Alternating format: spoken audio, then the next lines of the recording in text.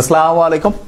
আমাদের যে doctor Nabil academy, এখানে কিন্তু যে নিয়োগ বিজ্ঞপ্তিটা দেওয়া হয়েছে সেটার ভাইবা পরীক্ষা 5 কি 6 তারিখ থেকে শুরু হয়েছে।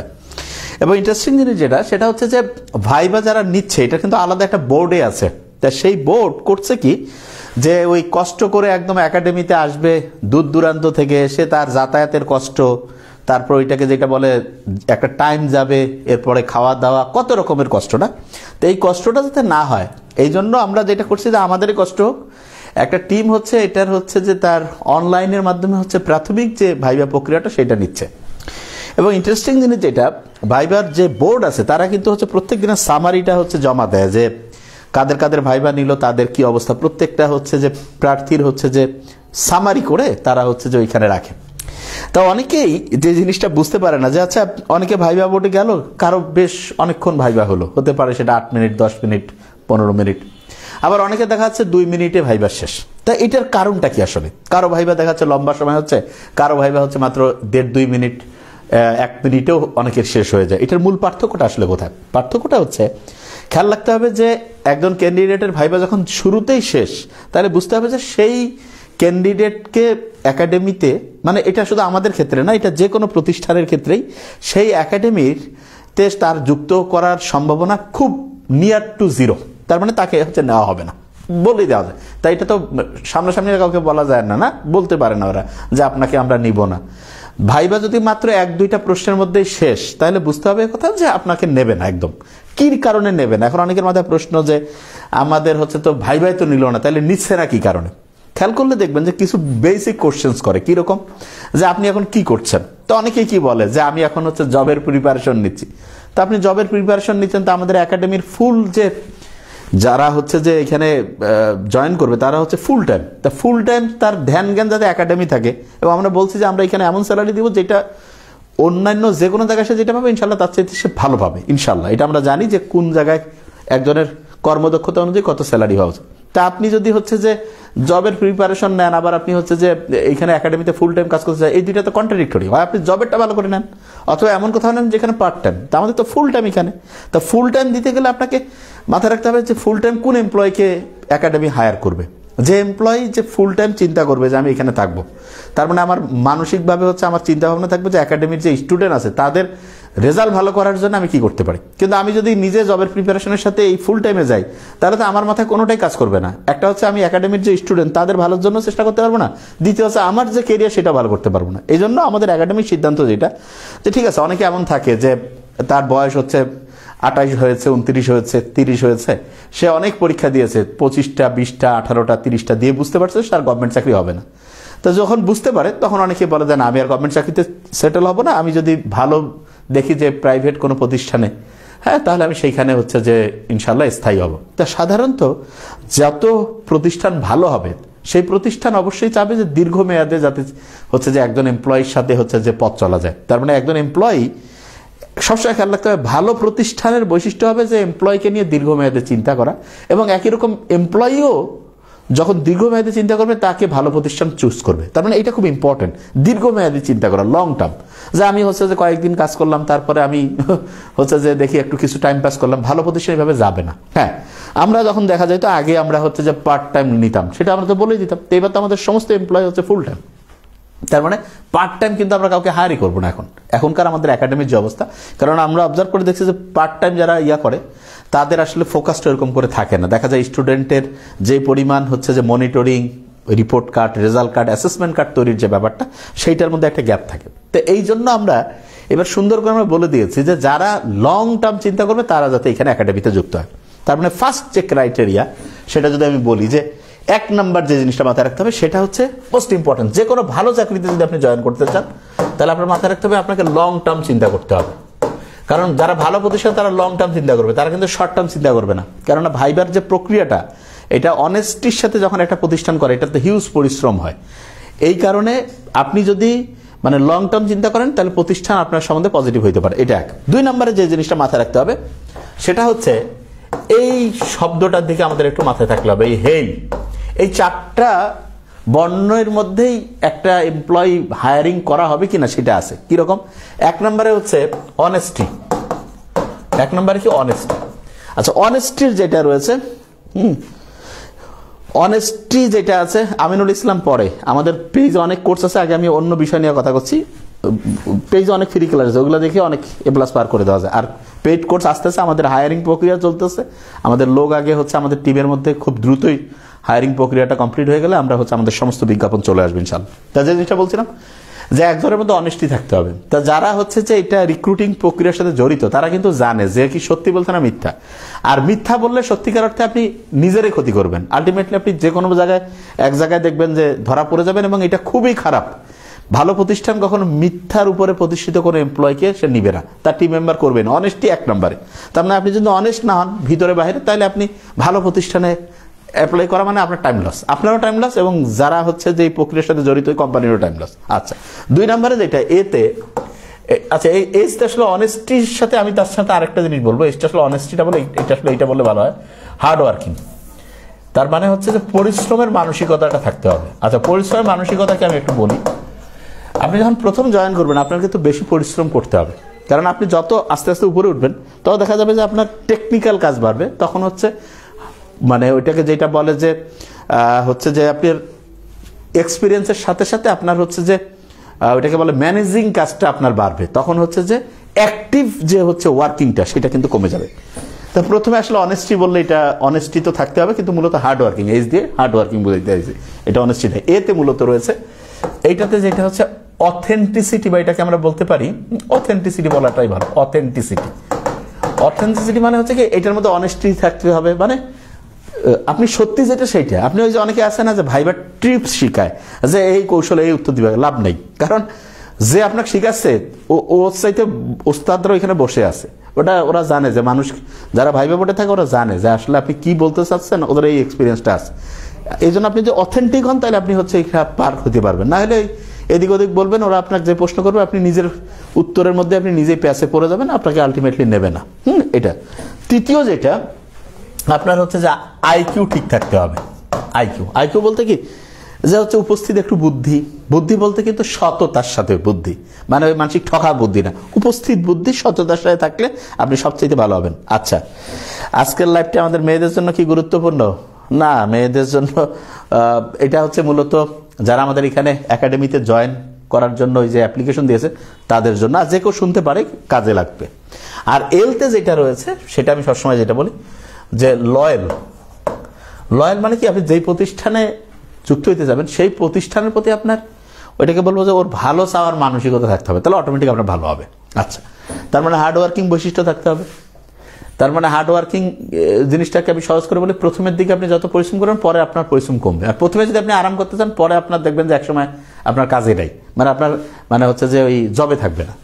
অথেন্টিসিটি এটা খুব ইম্পর্টেন্ট, মানে যেরকম আপনি ঠিক সেই জিনিসটা বলবেন। আইকিউটা যাতে ভালো থাকে।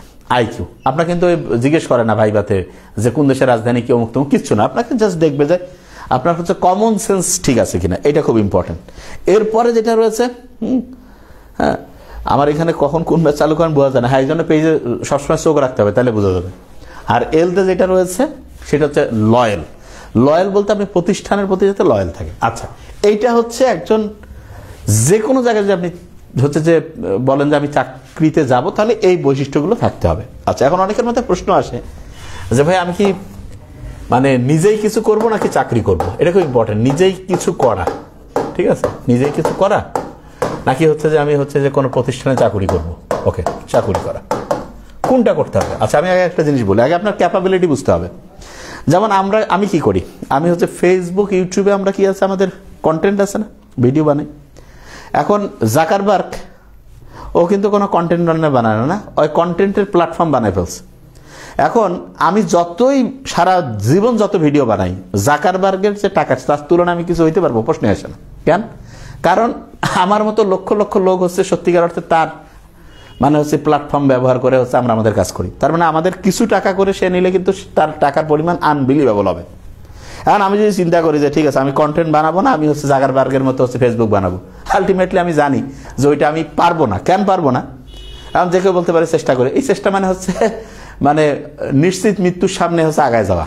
কারণ আমি জানি যে আমি হচ্ছে যে বাংলাদেশে ওই ইনফ্রাস্ট্রাকচারও নাই, আর ওই রকম কোডিংয়ের দক্ষতাও নাই, এবং যেটা প্রথম বের হয়েছে ওই যে একটা ফেসবুক, সেটাকে বিট করে আরেকটা প্ল্যাটফর্ম কেউ বানাইতে পারবে, এটা নিয়ার টু ইম্পসিবল। তবে এটা পারবো না আমরা, এইটা বুঝতে পারা যায়, নিজের ক্যাপাবিলিটি বুঝতে পারা যায় আমি এটা পারবো না, বরং আমরা কি করতে পারি, সারা দুনিয়ার সবচেয়ে সেরা কন্টেন্টগুলো আমরা বানাইতে পারি, তাহলে এইটাতে আমরা থাকতে পারি। ওকে ফাইন, তার মানে কন্টেন্ট এটা আমাদের কোয়ালিটি আছে, ওয়ার্ল্ড ক্লাস কন্টেন্ট আমরা বানাইতে পারি, বা অ্যাবাভ ওয়ার্ল্ড ক্লাস, ওয়ার্ল্ডের যেটা ক্লাস তার চেয়ে ভালো করতে পারি, এটা সম্ভব। তার মানে কন্টেন্ট ক্রিয়েটরে এটা আমরা যাইতে পারি। ওকে, এখন যদি কেউ চিন্তা করে আচ্ছা নাবিল ভাই কন্টেন্ট বানায়, আমিও কন্টেন্ট বানাবো, ভেরি ফাইন, বানাইতে পারো। কিন্তু কথা হলো যে একটা কন্টেন্ট আমি বানাইছি, তুমি আমারটাই দেখে যদি বানাও, তোমারটা চলবে না, আমারটাই চলবে। কেন? কারণ আমি মার্কেটে অনেক আগায় আছি। তাহলে তুমি নকল করে আরেকজনের কন্টেন্টকে বিট দিতে পারবা না, এটা কমন সেন্স। তোমার নিজের যদি ভিতর থেকে কিছু আসে তাহলে পারবা, কিন্তু তুমি নকল করতেছো, মানুষ ধরে ফেলবে যে এটা নকল, ওই স্যারের নাবিল স্যার বলছে বা নাবিল ভাই বলছে, এটা আন্দাজ হয়, ওইটা থেকে কপি করতেছে। ওটা 3 দিন 5 দিন শোনার পর মানুষ নকল জিনিস পছন্দ করে না, মানুষ পিওর যেটা সেটা পছন্দ করে, তার মানে ওইটা হবে না। আচ্ছা, এখন প্রশ্ন হলো যে নিজেই কিছু করবো না চাকুরি করা। আচ্ছা, এখন যারা বাংলাদেশে সবসময় খেয়াল রাখবা, যদি তুমি নিজে কিছু করতে পারো তাহলে তুমি হিউজ ইনকাম করতে পারো, কোটি কোটি, শত কোটি, হাজার কোটি টাকার মালিক। কিন্তু কথা হলো যে তুমি পারবা কিনা, এই ক্যাপাসিটি তোমার বুঝতে হবে। তুমি যদি নিজেই বানাইতে চাও তাহলে তোমার কম্পিটিটর কারা, ধরো যে আমরা হচ্ছে প্রতিষ্ঠান দেই, ঠিক না? তাহলে আমাদের লেভেলে তোমাকে চিন্তা করতে হবে যে আমি কি পারবো যে নাবিল ভাইয়ের সাথে বা অন্য যারা আছে তাদের সাথে কি আমি ফাইট করতে পারবো? যদি তোমার মনে হয় যে হ্যাঁ তাদেরকে আমি ফাইট করে হারাই দিতে পারবো, যদি এই সেক্টরে আসো, কথার কথা। আবার তুমি যেই সেক্টরে যাও সেই সেক্টরে কেউ না কেউ এরকম আছে তো আমাদের মতো, সেই সেক্টরে যে এক্সিস্টিং আছে তার চাইতে তোমার কোয়ালিটি ভালো হইতে হবে। বুঝো নাই আমার কথা আমি কি বলছি? ধরো যে তোমার কোয়ালিটি যদি আমার সমান হয়, এখন তুমি মনে করো একটা কোর্স আনছো, আমি আনছি, কারটা চলবে? আমারটাই চলবে। তো তুমি টাকা কমাই দিলে হবে না, আমিও তো টাকা কমাই দিতে পারি, ওইটা তো কোনো কাজ না তোমার কোয়ালিটি দিয়া। এখন তুমি মনে করো যে ইয়ার ক্ষেত্রে যাও, মোবাইলের ক্ষেত্রে যাও, তা মোবাইলের ক্ষেত্রে তোমাকে আমি এক্সাম্পল দিই। ধরো যে মোবাইল বানায় হচ্ছে অ্যাপল বানায়, আর কে আছে, স্যামসাং আছে, তারপরে শাওমি আছে, ইয়া আছে। এখন তুমি যে বাংলাদেশে বসে চিন্তা করো যে ঠিক আছে আমি ওদের সমান সমান হচ্ছে বানাবো, তাহলে চলতে পারে, তারপর কম চলবে। কিন্তু ওদের সাথে যদি কম হয় আর যদি প্রাইস সেম থাকে, তোমারটা কেন কিনবে, ওদেরটা কিনবে। তো এই কমন সেন্সটা কাজে লাগাইতে হবে। বুঝা গেছে আমি কি বলছি? তার মানে সবসময় যেটা খুব ইম্পর্টেন্ট, সবসময় যেটা খুবই ইম্পর্টেন্ট, হ্যাঁ, আমিনুল ইসলাম কিছুই বুঝতেছো না, পরে বুঝবা। আমাদের এই যে কোর্স যে আসবে তখন বুঝতে পারবা, যে কোর্স আমরা তো এখনো লঞ্চ করিনি, কোর্স লঞ্চ করলে তখন বুঝতে পারবে। আগে শুনো কি বলতেছে। তাহলে যে জিনিসটা খুব ইম্পর্টেন্ট সেটা হচ্ছে আগে নিজের কোয়ালিটিটা বুঝে ফেলা, যে তুমি আসলে কি পারবা, যে তুমি কি হচ্ছে যে নিজেই কিছু তৈরি করতে পারবা। যদি পারো আলহামদুলিল্লাহ, যেই ফিল্ডে তুমি পারো, যদি করতে পারো এটা খুবই ভালো। তারা তুমি বই লিখতে পারবা, যদি তোমার বই লিখে যদি বই চলে, হিউজ ইনকাম। এখন যদি তুমি বই লিখতে না পারো তাহলে তোমার হচ্ছে যে একটা প্রকাশনের সাথে যুক্ত হেল্প করতে হবে, দুইটার একটাতে তোমাকে যাইতে হবে। এখন তুমি কোনটা পারবা সেই ক্যাপাবিলিটিটা আগে বুঝতে হবে। আচ্ছা, নিজে কিছু করতে পারলে সবচেয়ে বেস্ট এটা যে করতে পারে। আর যে নিজেই কিছু করে তাকে কোনো বুদ্ধি দেওয়া লাগে না, সে নিজে বুদ্ধি বাইর করে, তাহলে তার জন্য কোনো সাজেশন দরকার নেই। কেউ যদি কয় যে আমি নতুন কিছু তৈরি করবো, আমাকে বুদ্ধি দেন, লাগবে না। ও যে বুদ্ধি শুনে এরকম করতে চায় সে খুব বেশি দূর যাইতে পারবে না। তার নিজের ওই ক্রিয়েটিভিটি রাখতে হবে যে কখন কোন জিনিসটা কিভাবে তৈরি করতে হয়, এবং সেই রকম হার্ড ওয়ার্কিং মেন্টালিটি। এটা আসলে কাউকে ট্রেনিং দিয়ে এটা করা খুব কঠিন, এটা নিজের ভিতর থেকে আসতে হবে, যেন আমি এটা করব। ওর মনের মধ্যে এরকম একটা অন্যরকম শক্তি, অন্যরকম হচ্ছে ওইটাকে কি বলে, যে হচ্ছে ওইটাকে যেটা বলে ইন্সপিরেশন থাকতে হবে, তাহলে সে পারবে। ওকে, এখন চাকরি করার ক্ষেত্রে তুমি কি রকম চাকরি করবা? একটা হচ্ছে গভর্নমেন্ট, আরেকটা হচ্ছে নন গভর্নমেন্ট। আচ্ছা, এখন প্রশ্ন হলো গভর্নমেন্ট চাকরি তুমি করতে পারো আলহামদুলিল্লাহ। এখন গভর্নমেন্ট চাকরির জন্য তোমার বয়স 30-32 যেটা আছে, তোমাকে এটা বুঝতে হবে যে তুমি আসলেই কত % তোমার সম্ভাবনা আছে পাওয়ার। গভর্নমেন্ট চাকরি যদি তুমি BCS অফিসার হওয়ার ক্ষেত্রে চিন্তা করো, তা আমাদের যেটা ক্যালকুলেশন, ধরো যে তোমাকে যদি আমি মোটা দাগে বলি যে এটা হচ্ছে 0.35% হচ্ছে BCS এর সাকসেস রেট। মানে কি? মানে প্রতি 300 জনে একজন হইতে পারে, 299 জন নাই। গড়পড়তা এটা প্লাস মাইনাস হয়, গড়পড়তা এটা। তার মানে 100 জনে একজন হওয়ার চান্স নেই, কারণ ডক্টরের আলাদা, ইঞ্জিনিয়ারদের আলাদা, এখানে কৃষির আলাদা, জেনারেল, তুমি যদি সবকিছু ক্যালকুলেশন করো 0.35%, এটা আরো কম বেশি হবে ধরলাম। তারপরে প্রতি 300 জনে একজন, বাকিগুলো হবে না। আচ্ছা, তারপরে তোমার হচ্ছে কিছু ব্যাংক জব টব আছে বা অন্যান্য আদার্স যে জবগুলো আছে, এগুলোরও যদি তুমি সবকিছু মিলে পার্সেন্টেজ ধরো, আমার মনে হয় কোনোটারই পার্সেন্টেজ খুব বেশি না। মানে 100 জনের 2-3-4 জনের চাকরি হইতে পারে, বাকি জনের হবে না। এখন প্রশ্ন হলো তুমি যদি ওই 2-3 জনের মধ্যে থাকতে পারো বা 0.35%-এর মধ্যে থাকতে পারো, ও ভেরি নাইস, তাহলে তুমি করো।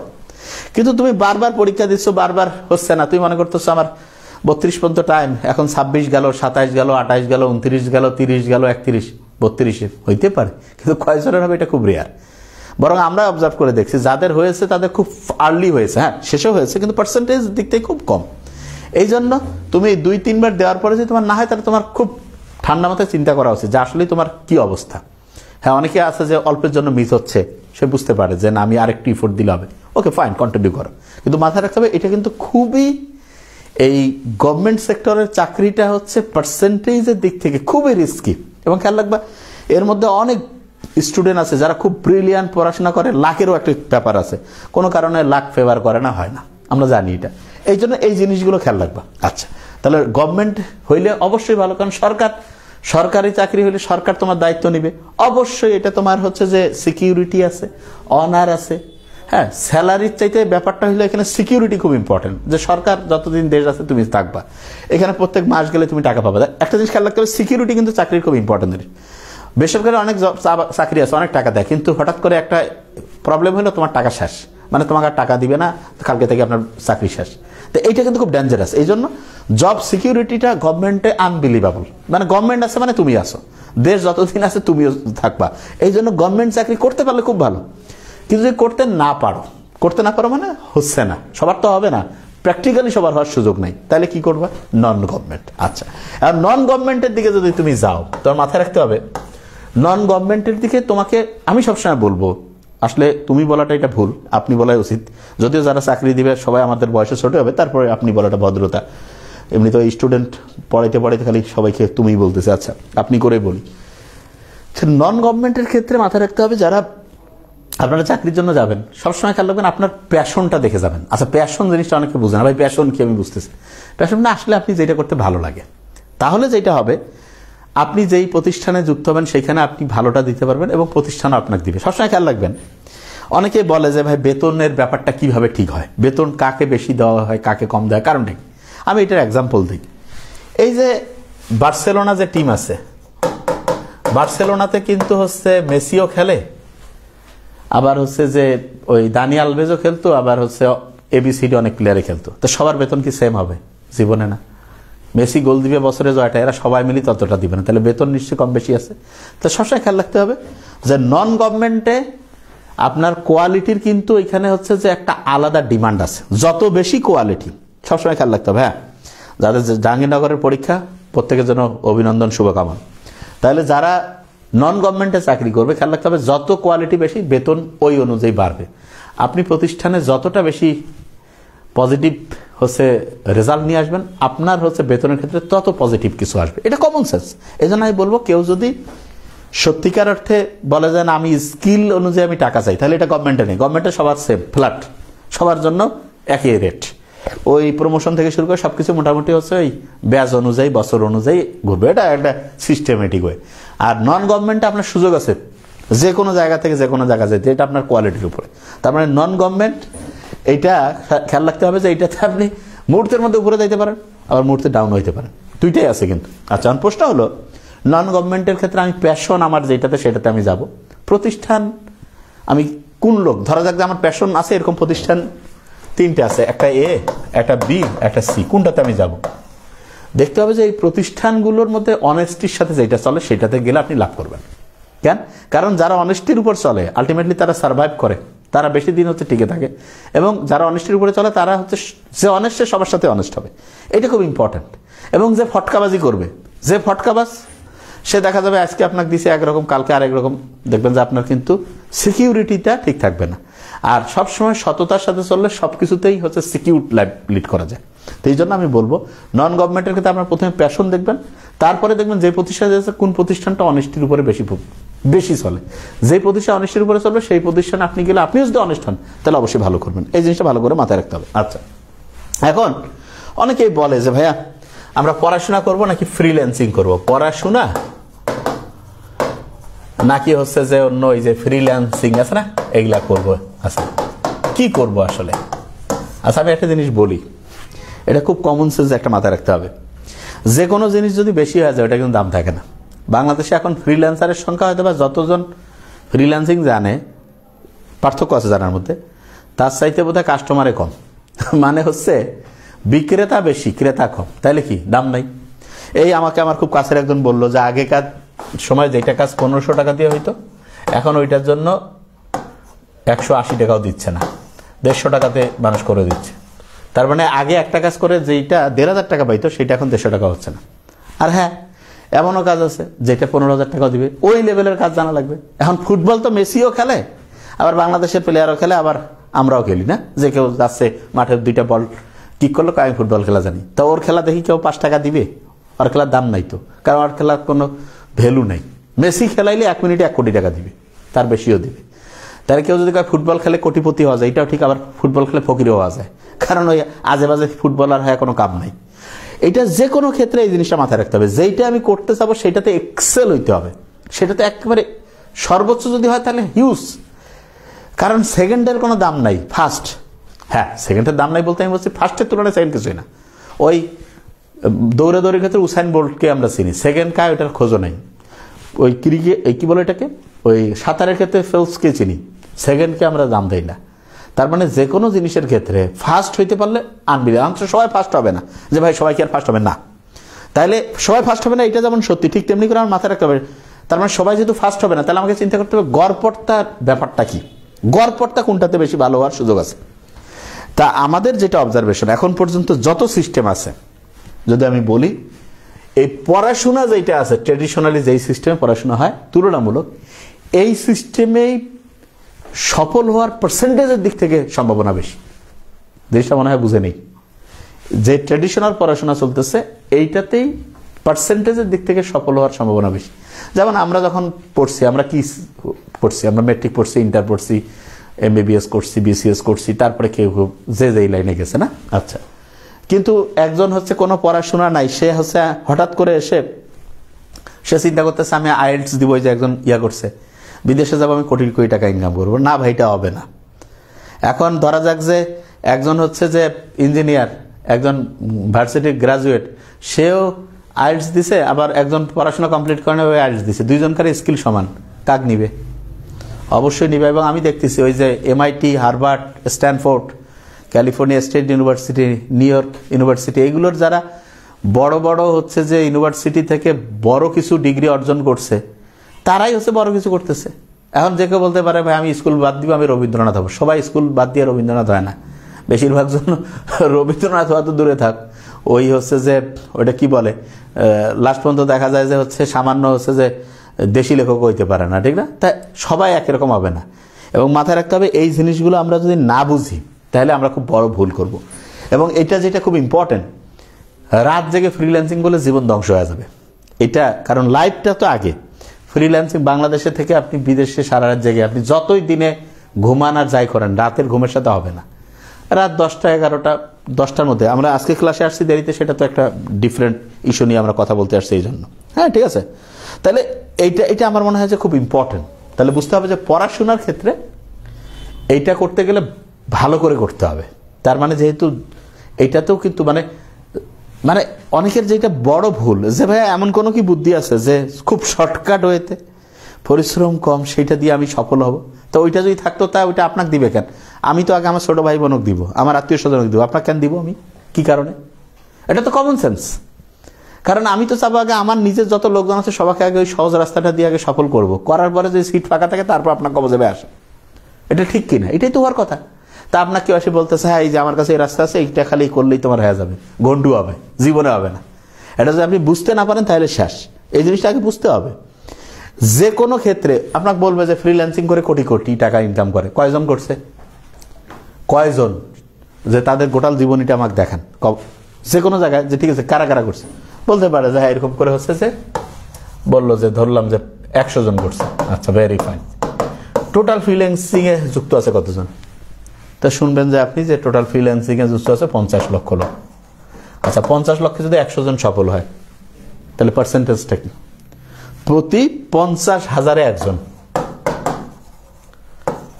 আপনার খেয়াল আছে আমি যেটা বলছিলাম, BCS এ কিন্তু কি যারা পড়াশোনা তার 0.35, তার মানে 300 জনে এক, আর এইটাতে আপনার দেখা যাচ্ছে 50,000-এ এক। তাহলে পার্সেন্টেজ বুঝতে পারতেছেন? কিন্তু আপনার কি কবে? আপনাকে যা কবে যে ভাই এই যে তুমি এই যে এরকম হবা, আর ভাই এরকম কি সবাই হবে? এখন যে কাউকে যদি দেখায় দেওয়া যায় যে ভাই তুমি অনলাইনে পড়াবা, তুমি পড়ায় নাবিল ভাইয়ের মতন হবা, কথার কথা আমি আমারটা দিয়ে বুঝাচ্ছি, তো সবাই হইতে পারবে? পারবে না তো সবাই, এটা কয় লাভ নেই তো, সবার স্কিল সমান না। তাহলে বুঝতে হবে যে আমি কতটুকু পারবো। এখন আমি যদি চিন্তা করি আমি জাগার বারে টাকা পাবো, তাহলে লাস্টে আমার কিছুই হবে না। আমার স্কিল, আমার কোয়ালিটি, এইটা হিসাব করে আমাকে হচ্ছে সিদ্ধান্ত নিতে হবে যে আমি কোন মাঠে খেলবো। আন্দাজে আমি এখন মেসির সাথে যা ফুটবল খেলাই তো 200 গোল খাওয়া লাগবে, তাহলে আমাকে খেলতে হবে আমার লেভেল অনুযায়ী, ঠিক আছে? এইটা খুব ইম্পর্টেন্ট, ঠিক আছে? এই জিনিসটা কিন্তু খুব ভালো করে মাথায় রাখতে হবে। ওকে, এখন অনেকে বলে যে ভাই কোনটাতে বেশি সফল হওয়া যাবে? আমি একটা সহজ কথা বলি, দুইটা জিনিস মাথায় রাখতে হবে। কেউ কেউ আছে কোনো বিষয়ে দক্ষ, দক্ষ বলতে কি জন্মগতভাবে, কেউ কেউ আছে যে হচ্ছে যে এটা হচ্ছে যে জেনেটিক্যালি, যেটাকে আমরা বলি জেনেটিক্যালি হচ্ছে এক্সপার্ট কোনো বিষয়, জেনেটিক্যালি এক্সপার্ট, মানে বংশগতভাবে কেউ কেউ আছে যে একটা জিনিস সে ভালো হইতে পারে। কেউ বংশগতভাবে পড়াশোনায় ভালো, কেউ বংশগতভাবে কথা বলায় ভালো, কেউ বংশগতভাবে বুঝাইতে পারে ভালো, কেউ বংশগতভাবে হচ্ছে ব্যবসায় ভালো। এক একজন এক একটা ইনবর্ন কিছু কোয়ালিটি থাকে। তা যার বংশগতভাবে যেটা আছে সেইটার সাথে তার আবার ভালো লাগারও ব্যাপার আছে, বংশগত আবার তার ভালো লাগে। তো ওইটাতে যদি কেউ ইফোর্ট দেয় তাহলে কিন্তু তার লেভেলটা বেশি ভালো হবে। তার মানে এইটা বুঝতে পারা, এই যে অনেকে বলি না আমরা নো দাইসেলফ, কয় নো দাইসেলফ কি? কয় ভাই আমি নো দাইসেলফ আমার হয়ে গেছে। কি সেটা?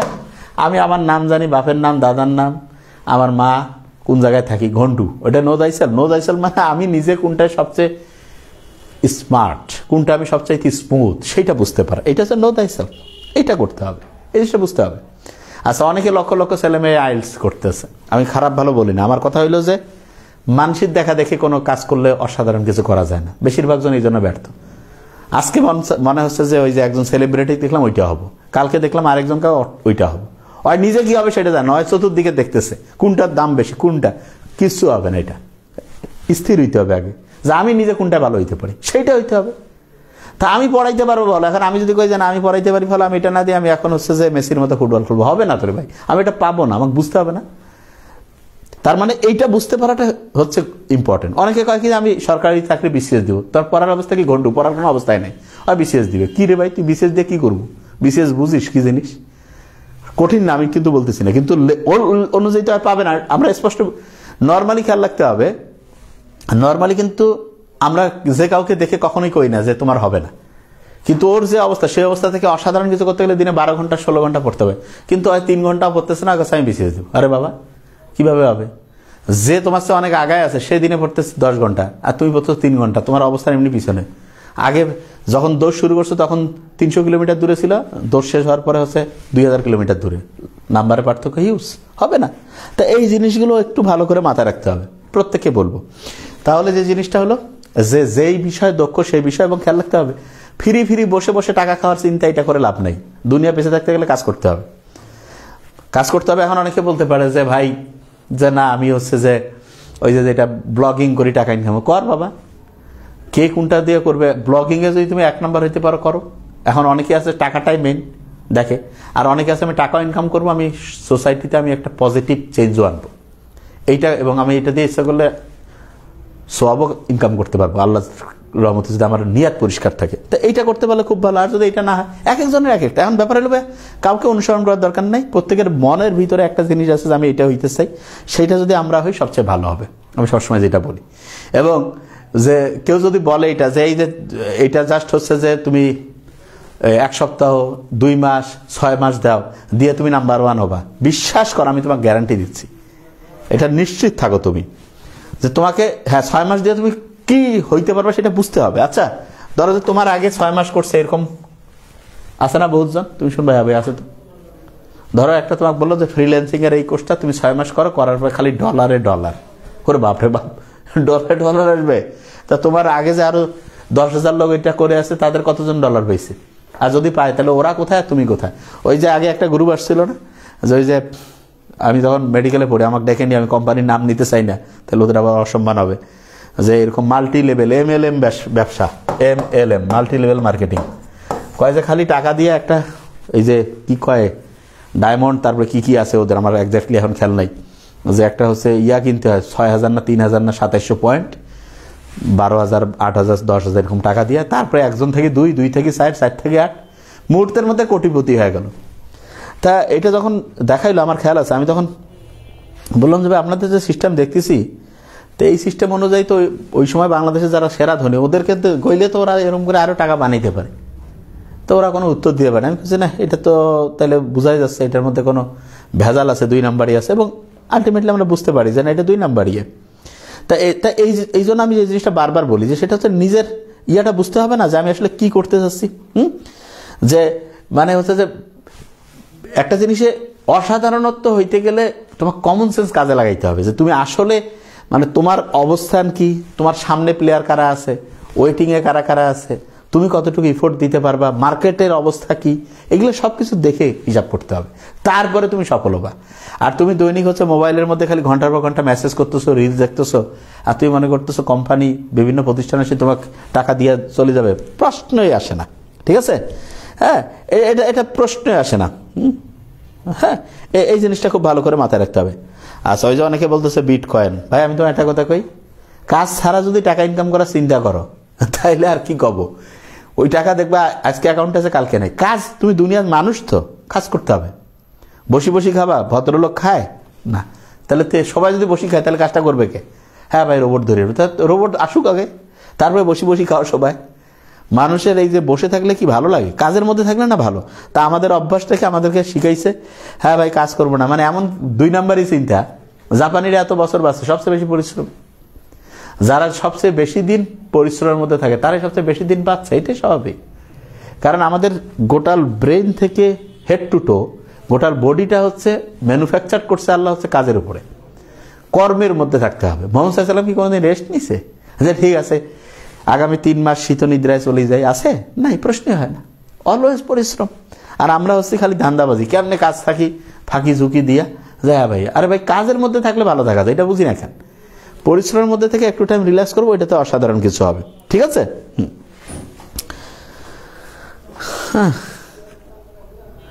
আচ্ছা, অনেকে বলে যে ইন্টারমিডিয়েট সেকেন্ড ইয়ারে আসি, লেখাপড়ার খরচ টিউশনি করে, আমার এটা ভালো লাগে। আমি সরকারি চাকরি করতে চেয়েছিলাম, বাট আমার হাইট 1 ইঞ্চি শর্ট। 1 ইঞ্চি শর্ট হইলে অনেক চাকরি আছে যেখানে হাইটের গুরুত্ব নাই, আর হাইটের এই জিনিসটা এটা সামনে থাকবে না, ওইটা কোনো বিষয় না। ঠিক আছে? আমার কথা হইলো যে মেডিকেলে যদি আমরা যে কোনো হাইটের একজনকে আমরা নেই, হাইটের সাথে কি ব্রেইনের তোমার হাইট ঠিক আছে কিনা সেটা হচ্ছে ইম্পর্টেন্ট। ফিজিক্যালি তুমি হাইট দিয়ে আমার কোনো কাজ নেই।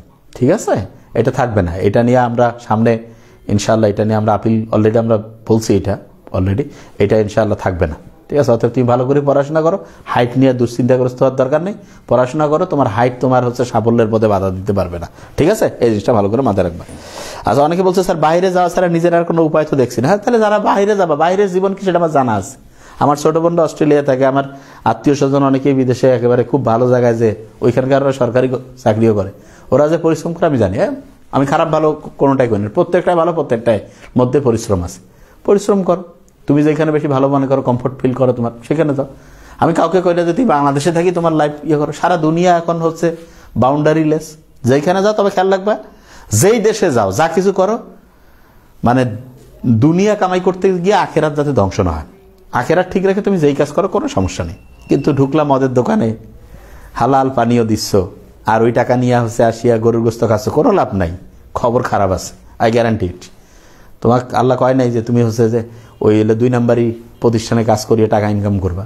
বৈধভাবে যদি করতে পারো ওকে ফাইন। তবে আমি যেটা শুনছি, বিদেশে অনেকজন ওরা কয় যে না আমরা তো খাচ্ছি না, মানসিক আমরা এটা ব্যবসা। তো ওই একদিন ধরা পড়ছে গাজার নিয়া প্যাকেট সহ, তা দেখার পরে সে হাসতেছে। তাকে জিজ্ঞেস করছে কি ব্যাপার, এত প্যাকেট গাজার সহ আপনি ধরা পড়ছে, আপনি হাসতেছেন? বলছে আমি তো ব্যবসা করি। ব্যবসা তো হালাল। তো চিন্তা করো, হচ্ছে শয়তান কাক কয় ব্যবসা হালাল হয়, গাজার ব্যবসা করে।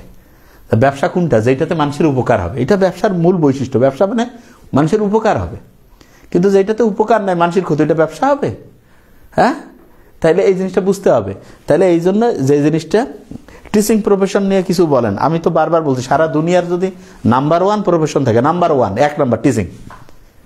প্রত্যেকটা প্রফেশনে ভালো, কিন্তু সোসাইটির জন্য 1 নাম্বার টিচিং, 2 নাম্বার হচ্ছে ডক্টর। হ্যাঁ, এখন কইতে পারে ভাই আপনি ডক্টর টিচার, এই জন্য আপনি বলছেন না, আমি যেটা রিয়েল সেটা আমি বলছি। কারণ টিচার লাগবে, ডক্টর লাগবে, এই দুইটার কোনো অল্টারনেটিভ নেই, অন্য কোনো কিছু না থাকলেও চলবে। যুদ্ধের ময়দানে ধরা বসছে ডক্টর, কয়েক রাখো, এক দিয়ে কাজ হবে, কারণ এই অন্তত অন্য অসুস্থ হলে ট্রিটমেন্ট দিবে। টিচার ওকে ফাইন, কিন্তু হচ্ছে যে এই যে ব্লগার, তারপরে কি কি আছে না, টিকটকার, অমুক তমুক, এগুলো আমি খারাপ ভালো করি না, এগুলো দিয়ে কোনো কাম নেই, এগুলো ডিলিট করো, এগুলো সব ব্রাশ ফায়ার করে দিবে। তাহলে কমন সেন্স কোনটা মানে ইম্প্যাক্টফুল এটা এমনি বোঝা যায়, একটু কমন সেন্স কাজে লাগাই তাইলে হবে। আমাদের ফ্যামিলির কি অসুস্থ হইলে আমরা কি যে ব্লগিং করে দেখাবো যে ভাই এই যে ডক্টরের কাছে যেতে হবে? আমাদের নতুন জেনারেশনের কেউ যদি ভালো কিছু করতে হয়, কী করবো? ভালো টিচার লাগবে, ভালোভাবে সুস্থভাবে থাকতে চাইলে ভালো ডক্টর লাগবে, এই দুইটা তো লাগবেই। তাহলে এটা খুব ইম্পর্টেন্ট, এই জিনিসটা ভালো করে মাথায় রাখতে হবে। আচ্ছা আচ্ছা, অনার্স পাস করে কি চাকরির জন্য চেষ্টা করা নাকি মাস্টার্সের পর? মাস্টার্সের কোনো গুরুত্ব নাই, এটা আন্দাজে কেউ যদি চাকরি করতে পারে, কিন্তু আলটিমেটলি মাস্টার্সের সাথে যারা বিসিএস করে অনার্স করেই করে ফেলে। কেউ মাস্টার্স হচ্ছে এটা হচ্ছে একটা জাস্ট ওটা কি বলে হচ্ছে পালক যুক্ত হলো, কোনো কাজ নাই, 4 সাবজেক্টের চাইতেও কম সাবজেক্ট ওর দাম। কিন্তু অনেকেই তোমাকে বলবে যে মাস্টার্স করো, এগুলো হচ্ছে মূর্খ। কেন মাস্টার্স তুমি করো, তুমি পোস্ট ডক্টরেট করো, যা আছে করো, কিন্তু হচ্ছে মাথায় রাখতে হবে, মানে সবসময় আমি যেটা বলি সেটা হচ্ছে যে তুমি খেয়াল করিও যেটা অনার্সে পড়ায় সেই জিনিসটা মাস্টার্সে ওই একই জিনিস আর একটু এ সমান A+B করে করায়, আর কিছুই না, আমরা এটা জানি, ওই জন্য এটা কোনো বিষয় না, ঠিক আছে। তাহলে ইঞ্জিনিয়ার কতটা স্যার ভূমিকা রাখে? ইঞ্জিনিয়ার অবশ্যই ভূমিকা রাখে, ইঞ্জিনিয়ারও, কেননা হচ্ছে ইঞ্জিনিয়ারিংয়ের উপর ভিত্তি করে যে রোড ট্রান্সপোর্ট এগুলো তো সব ইঞ্জিনিয়ারদের উপরে। আমি বললাম তো অবশ্যই টিচার, ডক্টর, ইঞ্জিনিয়ার, এই জন্য তো সারা দুনিয়া আগে থেকে এই তিনটারই দাম বেশি। আসলে দাম বেশি বলবো না, এটা দাম বেশি কম না, দাম বেশি তেমন ফুটবলারের না, বহু টাকা কামাই, তা ওর কি হয় সারা জীবন কাউ ফুটবল না খেললে মরে যাবে? কিছুই হবে না। ওটা হচ্ছে এখন চলতেছে, অনেক সময় অনেক কিছু চলে না, তো ওইটা ইম্প্যাক্ট না, ঠিক না। এখন কারো যদি হার্ট অ্যাটাক হয়েছে, অপশন দুইটা আছে, মেসি একদিকে দাঁড়ায় আছে, 3টা অপশন দিলাম, একদিকে ক্রিস্টিয়ানো রোনালদো, একদিকে টিচার, আর কি বলে ডক্টর, কাক নিব? হ্যাঁ ভাই ডক্টর লাগবে, মেসি রোনালদো শট মারি ছড়ে দিবে, ভাই পালাও তোমরা, কারণ আমাদের বাঁচা লাগবে। বাঁচলে না বিনোদন, না বাঁচলে ফিরে আবার কিসের বিনোদন, কিসের ফুটবল, কিসের ক্রিকেট, সব জিরো হয়ে যাবে, ঠিক আছে। তা যে জিনিসটা আমি বলছিলাম, আচ্ছা স্যার আমি আপনার প্রতিষ্ঠানে চাকরির জন্য কালকে ভাইবা দিয়েছি রংপুর থেকে।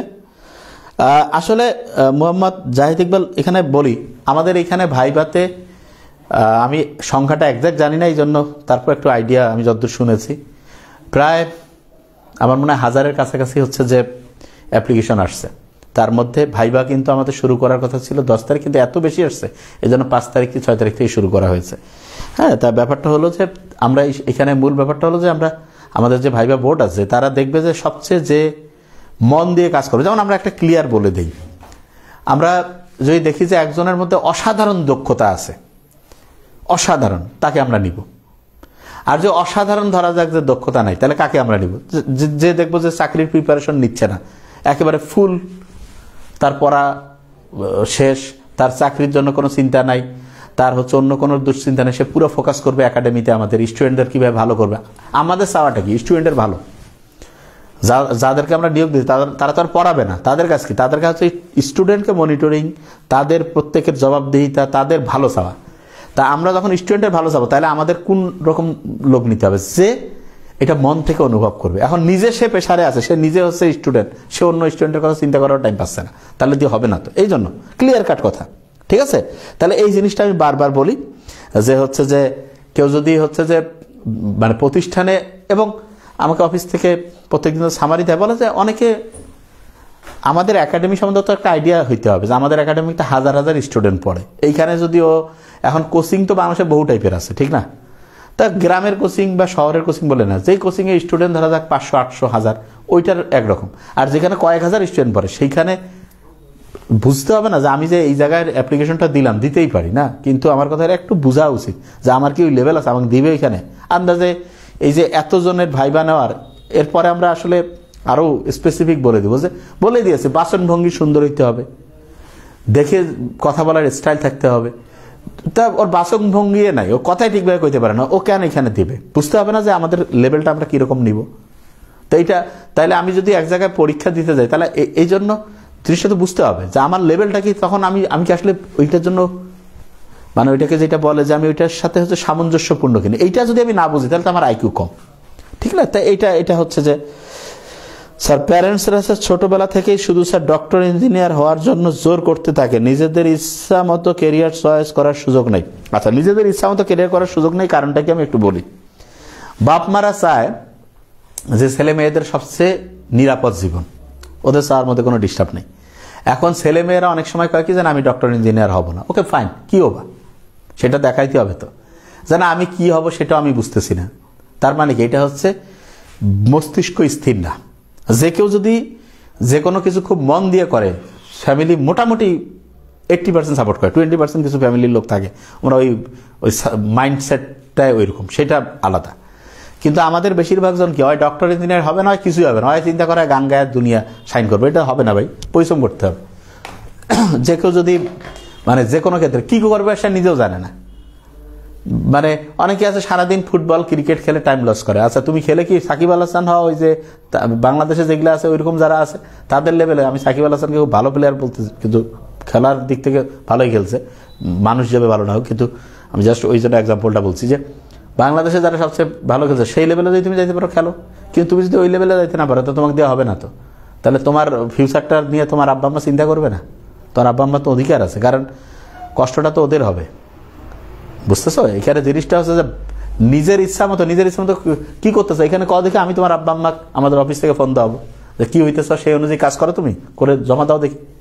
দৈনিক রুটিন আছে তোমার, যা আমি দিনে 10-12 ঘন্টা 14 ঘন্টা কাজ করি, আমি যেটা হইতেছে ওইটা তো না। মোবাইল দেখি, রিলস করি, টাইম লস করে মোস্ট অফ দ্য আমি জানি না তোমার ক্ষেত্রে ভিন্ন হইতে পারে, কিন্তু আমরা তো দেখি যে আমি করব, নিজে কিছু করব। নিজে কি করবা? বাপ মা যে 30 লাখ টাকা দিলে আমি ওইটা দিয়ে ব্যবসা। কেন? টাকা নিজে তুমি ইনকাম করি ব্যবসা করবা, তোমার টাকা দেওয়া লাগবে কেন? নিজের টাকা ইনকাম করে ব্যবসা করবা। ও বাপ মাও টাকা দিবে, ওই টাকা দিয়ে তুমি ব্যবসা করবো, ওই টাকা মানে লস খাওয়া বুদ্ধি হবে না এটা। আর হ্যাঁ, তোমার মধ্যে যদি ওই কোয়ালিটি থাকে, তোমার আব্বা আম্মা নিজে হয়তো দিবে যে না এত পরিশ্রম করে দেই। তোমার মধ্যে ওই কোয়ালিটি, তুমি খালি টাকার অপেক্ষা আছো, তোমার কাছে টাকা দিবে, তুমি ওই টাকা দিয়ে ব্যবসা করবা। অনেকে আছে জীবনে এগুলো দিয়ে হবে না। তো ব্যর্থ লোক জন্য চিহ্ন হচ্ছে এটা, যে একটা জিনিস করতে চাবে তার টাকা পয়সা আটকাবে না, টাকা সে জোগাড় করে ফেলতে পারবে। এই জিনিসটা বুঝতে হবে।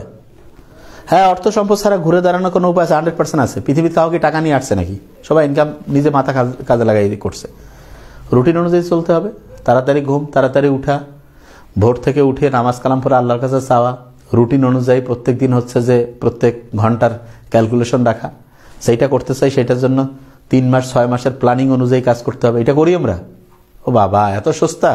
মানে সফল হইতে গেলে পরিশ্রম ছাড়া, মানে বসি থাকিয়া যে ভাই কোনো একটা আছে নাকি, কোনো পুড়িয়া আছে নাকি, ওটা কি কয়, ককটেল টাইপের, যে একবার খাইলাম সফল হয়ে যাবে। নো, কেউ যদি কয় এটা মিথ্যা কথা হচ্ছে। এই জন্য কই দুনিয়ায় ভালো কিছু করতে চাইলে পরিশ্রম করতে হবে। পরিশ্রম মানে সত্যিকারের। এই জন্য আমি বলি কি, যেটা মন চায় সেটা করো, তাইলে অসাধারণ কিছু হবে। যেমন আমরা পড়াইতে আমাদের মন চায়, এই জন্য আমরা এটাতে 1 নম্বর হবো, এটা আমি বুঝতেই পারি, কারণ মজা লাগে। কিন্তু মজা লাগতো না, জোর করে কয়টা ক্লাস নিব আমি? 10টা, 20টা, 50টা, 100টা, হাঁপছি যাবো। কিন্তু যেটা আমার মজা লাগে আমি 1000 নিব, লাখ নিতে পারি। তো এইটা কনফিডেন্স যে আমি তো 1 লাখ নিয়ে নিব, কারণ গুণ আর আমার ভালো লাগে। তো তোমার যেটা ভালো লাগে সেটা তুমি করো। তোমাকে হচ্ছে জোর করে ঠেলিয়া হবে না। 1 নম্বর এটাতে হয় না। এই জিনিসটা ভালো করে খেয়াল রাখতে হবে, ঠিক আছে? স্যার প্রাইভেট জব ছেড়ে সরকারি চাকরির প্রস্তুতি নিতে আসি, পরামর্শ চাই। এই পরামর্শগুলো চাওয়াটা খুব খারাপ। কি কারণে সেটা বলি। নিজেকে জানতে হবে, কারণ সবচেয়ে ভালো আপনার সম্বন্ধে তো আপনি জানেন যে আপনার লেভেলটাকে আপনি কি করতে চান। এখন হচ্ছে যে প্রাইভেট জব ছেড়ে আপনি সরকারি চাকরির জন্য প্রস্তুতি নেবেন।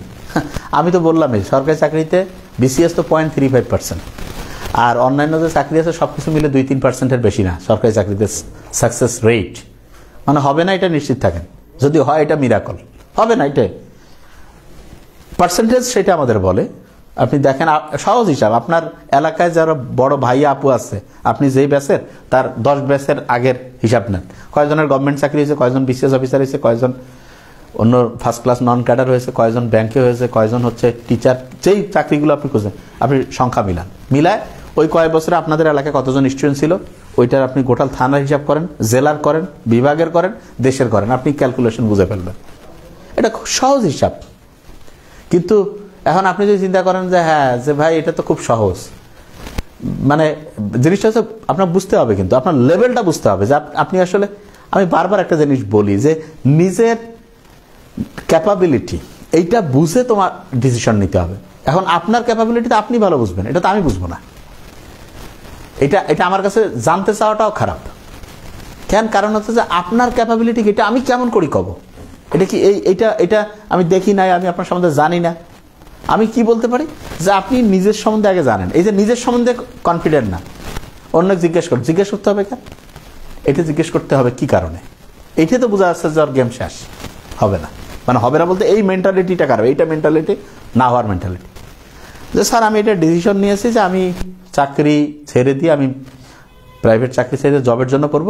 স্যার আমি কিভাবে করলে সবচেয়ে ভালো করতে পারি এইটা আমাকে বলেন, এইটাতে আমি বুদ্ধি দিব। কিন্তু স্যার আমি কি চাকরিটা ছাড়বো নাকি আমি এইটাতে থাকবো, এটা তো ভাই আপনার ডিসিশন। এটা তো আমরা কোনো ভদ্র লোক যে বোঝে সে তো আপনাকে সাজেশন দিবে না। বোঝা গেছে আমার কথা আমি কি বলছি জিনিসটা ভালো করে? স্যার দেশের প্রেক্ষাপট অনুযায়ী কোনটা করা প্রয়োজন, চাকরি নাকি ব্যবসা? প্রেক্ষাপট অনুযায়ী ব্যবসা তো যে কেউ করতে পারে, চাকরি সবাই করতে পারে না। আপনার চাকরি করে আপনি ব্যবসা করতে পারেন, কিন্তু ব্যবসা করে আপনি চাকরি করতে পারবেন না।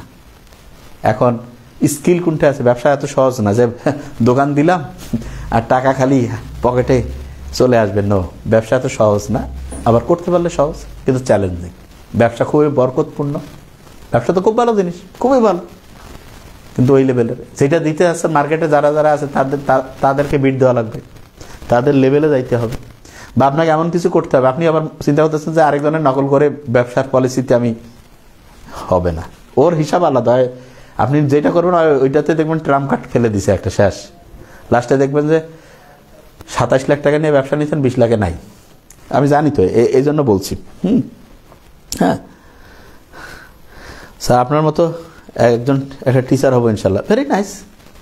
আমার মতো আমি তো দোয়া করি ফিয়া মানিলে অবশ্যই হওয়া সম্ভব, ঠিক আছে। তো আমার মতো না, আপনার মতন হবে না, কারণ আমার মতো হওয়া সম্ভব না, কারণ আমার মতো আমি হব।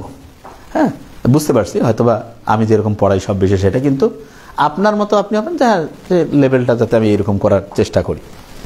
ডিপ্লোমা ইঞ্জিনিয়ারিং ছাত্রদের বিষয়, আচ্ছা ডিপ্লোমা নিয়ে আমি বলি না কখনোই, কিন্তু আমি জাস্ট এইটা জিনিস বলি, আপনারা যেই কাজটাই করছেন, ডিপ্লোমা করেন, যেই বিষয়ে যেটা করছে ইঞ্জিনিয়ারিং, কাজটা কি জানেন? কাজ যদি জানেন তাহলে আপনার হচ্ছে প্রতিষ্ঠানে চাকরি হবে যে কোনো জায়গায়। আর যদি আপনি না জানেন, ওই খালি থিওরি পড়ছেন, আপনি কোনো প্রবলেম সলভ করতে পারেন না, আপনার ওই সার্টিফিকেটের 5 পয়সার দাম নেই, নাথিং, কোনো দাম নেই, আপনাকে দিয়ে কাজ হবে না। তো বিশ্বাস করেন, আমরা যে এই যে পরীক্ষা নেই, আমাদের যে টিম, আমি জিজ্ঞেস করি তোমরা কি কি প্রশ্ন কি করে, সেটা তো আমরা আগে সেট করে দিই। জিজ্ঞেস করে আপনার প্রবলেম সলভিং ক্যাপাসিটি, যে কি যে বলতে পারতেছি না, ডিলিট, শোনারও টাইম নেই, কারণ এত এমপ্লয়ি কাটতে শুনবে। নতুন কিছু আপনার মধ্যে আছে যেটা অন্য কারোর মধ্যে নাই, কয় বুঝতেছি না, তাহলে আমাদেরও বোঝা। আপনি নিজে বুঝতেছেন না, আপনার কোম্পানি নিয়ে কি করবে, হবে না তো। দুনিয়া হচ্ছে চ্যালেঞ্জিং। হ্যাঁ কামলা আছে, খারাপ না, ওইটার জন্য কোনো পরীক্ষা নাই, ভাইবা নাই, আছে ডে লেবারার আছে, খারাপ আমি বলবো না, ওদেরও দরকার আছে ওইগুলো। কিন্তু আপনি যদি ডেস্ক জব করতে চান, অফিসিয়ালি হচ্ছে ইনফ্লুয়েন্সিয়াল জব করতে চান, তাহলে আপনাকে হচ্ছে এরকম ব্রেইন স্টর্মিং ক্যাপাসিটি থাকতে হবে যে আমি নতুনভাবে এই জিনিসটা করতে পারি, তাহলে হবে। বোঝা গেছে আমার কথা আমি কি বলছি? স্যার 25 ব্যাচ, এখন মেডিকেল প্রিপারেশন নিয়ে চান্স পাওয়া সম্ভব, হয়তো ইঞ্জিনিয়ারিং স্টাইলে নিয়েছি, তাই ইঞ্জিনিয়ারিং স্টাইল নিয়েছে, এখন ইঞ্জিনিয়ারিং স্টাইলে নাও, চান্স তো পাওয়া সম্ভব 2 মাস পরেও, সেইভাবে পড়তে পারলে। আর না পড়লে তো 2 বছরও পড়ে হয় না। এটা তো সায়েন্টিফিক্যালি কে কতটা হচ্ছে সায়েন্টিফিক্যালি পড়তে পারবে, কে কতটা হচ্ছে ঠিকভাবে ডেইলি রুটিনটাকে হচ্ছে অর্গানাইজ করতে পারবে, কে ঠিকভাবে ঘুমাইতে পারবে, কে ঠিকভাবে হচ্ছে যে পরীক্ষার ম্যানেজ করতে পারে, সব কিছু মিলে। এগুলো তো একটাই মানে হচ্ছে ইন্ডিকেটর দিয়ে হবে না, কালেকটিভলি সবগুলো ইন্ডিকেটর মিলে হচ্ছে রেজাল্ট হবে। তাহলে যে জায়গাটা আমি ছিলাম সেটা হচ্ছে যে চাকরি যদি আপনি করতে চান, আপনাকে সেই অনুযায়ী ডিসিশন নিতে হবে। হ্যাঁ, এবং যেইটা করতে চান ঠিকভাবে ঠান্ডা মাথায় চিন্তা করে স্থির হয়ে একটা ডিসিশন নেন। পারলে আল্লাহর কাছে ওই যে ইস্তেখারার নামাজ পড়ে না, পরে আল্লাহর কাছে আপনি হেল্প চান যে আল্লাহ কোনটা আমার জন্য ভালো। তারপরে যেটা আপনি ওটা লিখে ফেলার পরে যে আমি এই অনুযায়ী করব। 1 মাসের একটা প্ল্যানিং করেন, 1 সপ্তাহের এটা করব, 5 দিনের এটা করব, 3 দিনের এটা, 1 দিনের এটা, সকালে এটা, দুপুরে এটা, এরকম একটা মাইক্রো হচ্ছে মানে হচ্ছে আওয়ারলি হচ্ছে যে ক্যালকুলেশন থাকতে হবে। তারপরে সেইটা অনুযায়ী প্রসিড করেন, তাইলে না হবে। হ্যাঁ স্যার, মানবিক বিবেক নিয়ে অনেকে নিচু মানসিকতা রাখে। আসলে নিচু মানসিকতাটা এটা যারা রাখে সেটা তাদের সমস্যা। মূল ব্যাপার হচ্ছে আপনি সায়েন্স আর্টস কমার্স এগুলো কেউ দেখেন। আমাদের যে প্রতিষ্ঠানে আমরা যে লোক নিয়োগ দিই, এখানে কিন্তু সায়েন্স আর্টস কমার্স এগুলো আমরা দেখি না। হ্যাঁ, কিছু পোস্ট থাকে যেখানে আমরা যেহেতু সায়েন্স রিলেটেড প্রতিষ্ঠান, সেখানে একটা আমাদের প্রায়োরিটি থাকে যে ঠিক আছে একজনের সায়েন্স ব্যাকগ্রাউন্ড থাকলে সে হচ্ছে ওই জিনিসগুলো বুঝতে পারবে না, কিন্তু যার মধ্যে ইনোভেটিভ ক্যাপাসিটি আছে, নতুন কিছু চিন্তা করতে পারে, নতুন আইডিয়া আনতে পারে, নতুনভাবে হচ্ছে একটা জিনিস নেওয়া হচ্ছে যে সলভিং ক্যাপাসিটি থাকে, তার কোনো কিছুর সমস্যা নেই। কিন্তু যার ওই মাথা খাটানোরও কোয়ালিটি নেই, মাথায় পচি গেছে, তাহলে তো তাক দেওয়ার কিছু করার নেই, এটা খুব দুঃখজনক। তো এই জিনিসগুলো হচ্ছে আমাদের খুব ভালো করে মাথায় রাখতে হবে। এবং আমি যেটা সবসময় বলি যে বিষয়, হ্যাঁ স্যার আমি অনার্স পাস করে কোরিয়াতে আসছি স্যার, আমি এখন স্যার কি কোরিয়ান ভাষা চর্চা করবো, বেশি বেশি পরামর্শ। হ্যাঁ, যদি যেই দেশে থাকতে চান সেই দেশে আপনি ভাষা জানলে তো আপনার স্কিল থাকলো এটা, তাইলে তো ওই দেশে আপনি কমিউনিকেট করতে না পারলে আপনি তো একটা জিনিস, আপনি প্রতিষ্ঠানে ভালো হবেন কিভাবে? কথা বলার দক্ষতা, উপস্থিত বুদ্ধি, একটা জিনিস আইকিউ কাজে লাগে, এগুলো তো পড়াশোনা তো মূলত করাই হয় এই জিনিসগুলো কারো বাড়বে বলে। এখন সে পড়াশোনা করে খালি সারাদিন ভাত খায়, কোনো চিন্তা ভাবনা করে না, বুদ্ধি লেভেল ওই যা আছে তাই, তাহলে তো তাক দিয়ে কিছু হবে না। স্যার অনলাইনে শিক্ষকতা কিভাবে শুরু করলে ভালো করে একটু পরামর্শ আছে? অনলাইন শিক্ষকতার 1 নম্বর কথা আমি একটু বলি, অনলাইনের সুবিধার ক্ষেত্রে আমি বলি, অনলাইনে যেই টপিক্সে পড়েছেন ওটাতে নাম্বার 1 হইতে চেষ্টা করেন। ওইটাতে যদি নাম্বার 5, নাম্বার 10 1 টাকা ইনকাম করতে পারবেন না, নাম্বার 1, তাহলে আনবিলিভেবল টাকা। আর অফলাইনে আদামরা হইলেও টাকা কিছু ইনকাম করতে পারবেন, কারণ ওই যে কারো না কারো কাছে তো পড়তে হয়। তো অনলাইনে পড়ানোর ক্ষেত্রে যা আমি যে বিষয় পড়াইতে আছি অ্যাভারেজের কোনো দাম নেই অনলাইনে, 0, 1 টাকাও নেই, 0 একদম। কিন্তু অফলাইনে, কারণ অফলাইনে অ্যাভারেজ বিলো অ্যাভারেজ সবে চলে, সবাই কয়েকটা টিচার থুইলাম আর কি, ওই আর কি। এটা সত্যি কথা, এটা বুঝতে হবে। যেমন আমাদের জন্য হচ্ছে অনলাইন, কারণ আমরা জানি যে আমাদের স্কিল হাইয়েস্ট ইনশাআল্লাহ, এটা কাছাকাছি নোবডি, এটা এই যে আমি বললাম, তারপর আমার কনফিডেন্স ওই লেভেলে, তাহলে এটা আমাদের জন্য। আমরা অফলাইনে তো আদামরাও পারি। এখন সবচেয়ে বেস্ট টিচারদের জন্য অনলাইন বেস্ট, তারা অফলাইনে কয়েক হাজার স্টুডেন্ট পড়াবে, আর এখানে আমরা চাইলে লাখ স্টুডেন্ট পড়াইতে পারি, আমাদের এই ফ্যাসিলিটি আছে। কারণ অনলাইনের হিসাবটা এখন ব্যাপারটা হলো যে আপনি যদি আপনার নিজের কোয়ালিটি কেমন সেটা তো আপনি জানেন, আদামরার কোনো কিছু হবে না, যেটা সত্যি জাস্ট খালি কিছুদিন টাইম লস হবে, কোনো লাভ হবে না। অফলাইনে তাদের জন্য অফলাইন, যারা আদামরা তাদের জন্য অফলাইন, এটা একদম ক্লিয়ার কাট কথা। আর যারা হাইয়েস্ট মেসি তাদের জন্য অনলাইন। ক্লিয়ার, বোঝা গেছে তো আমি কি বলছি? স্যার বায়োলজি কি স্যার হচ্ছে যে 6 মাসে মেডিকেল সহ শেষ করা সম্ভব? স্বাভাবিক মানুষের জন্য সম্ভব, স্বাভাবিক মানুষের জন্য 1 মাসে সম্ভব। 6 মাসে আবার কি পড়ার আছে বায়োলজির? ঘন্টু আছে পড়ার, আন্দাজে টাইমলেস কই লাভ আছে? কি আছে বায়োলজিতে? প্রথমে একটা আমি কয়ে দিই 14টা অধ্যায়, 2 মিনিটে কয়ে দিব। মূল জিনিস কি আছে? কোষের গঠনের অঙ্গাণু আছে, মাইটোকন্ড্রিয়া, ক্লোরোপ্লাস্ট, এটিপি আর কি বলে এটাকে, ডিএনএর হচ্ছে রেপ্লিকেশন, তারপর হচ্ছে ট্রান্সলেশন, এরপরে ওইখানে হচ্ছে অঙ্গাণুগুলোর হচ্ছে কয়েকটা কাজ আছে, এই তো জিন আছে, ক্রোমোসোম আছে, শেষ। তারপর কোষ বিভাজন, অ্যামাইটোসিস, মাইটোসিস, এদের বৈশিষ্ট্য, পার্থক্য, গুরুত্ব, ক্রসিং ওভারের সাথে সম্পর্কিত, যেটা শেষ। এরপরে কি আছে? এরপরে যদি আমরা যাই অণুজীবী হচ্ছে ব্যাকটেরিয়া, ভাইরাস, ক্যাপসিড, ভিরিয়ন, ভিরিয়য়েড, প্রিয়ন, তারপর হচ্ছে হেপাটাইটিস, ডেঙ্গু, এরপর হচ্ছে ব্যাকটেরিয়ার যে গঠন আছে, তারপরে ম্যালেরিয়ার যে জীবনচক্র আছে, যৌন অযৌন, ওইটার মধ্যে কোথায় কি ঘটতেছে, আর কি আছে, তারপরে অধ্যায় কি আছে, তারপরে হচ্ছে যে যদি আমি বলি হচ্ছে যে ধরলাম যে উদ্ভিদ সাহিত্যতত্ত্বের মধ্যে যতগুলো হচ্ছে ওই আছে, এই সালোক সংশ্লেষণ, শ্বসনের পার্থক্য, সবাদ অবাদ শ্বসন, এরপরে C3 C4, হ্যাঁ, এরপরে হচ্ছে যে ওইখানে হচ্ছে যে আর কি এটার সাথে গ্লাইকোলাইসিস প্রক্রিয়ার যে ইয়াটা আছে, তার সাথে MCQ তো আমরা পড়বই।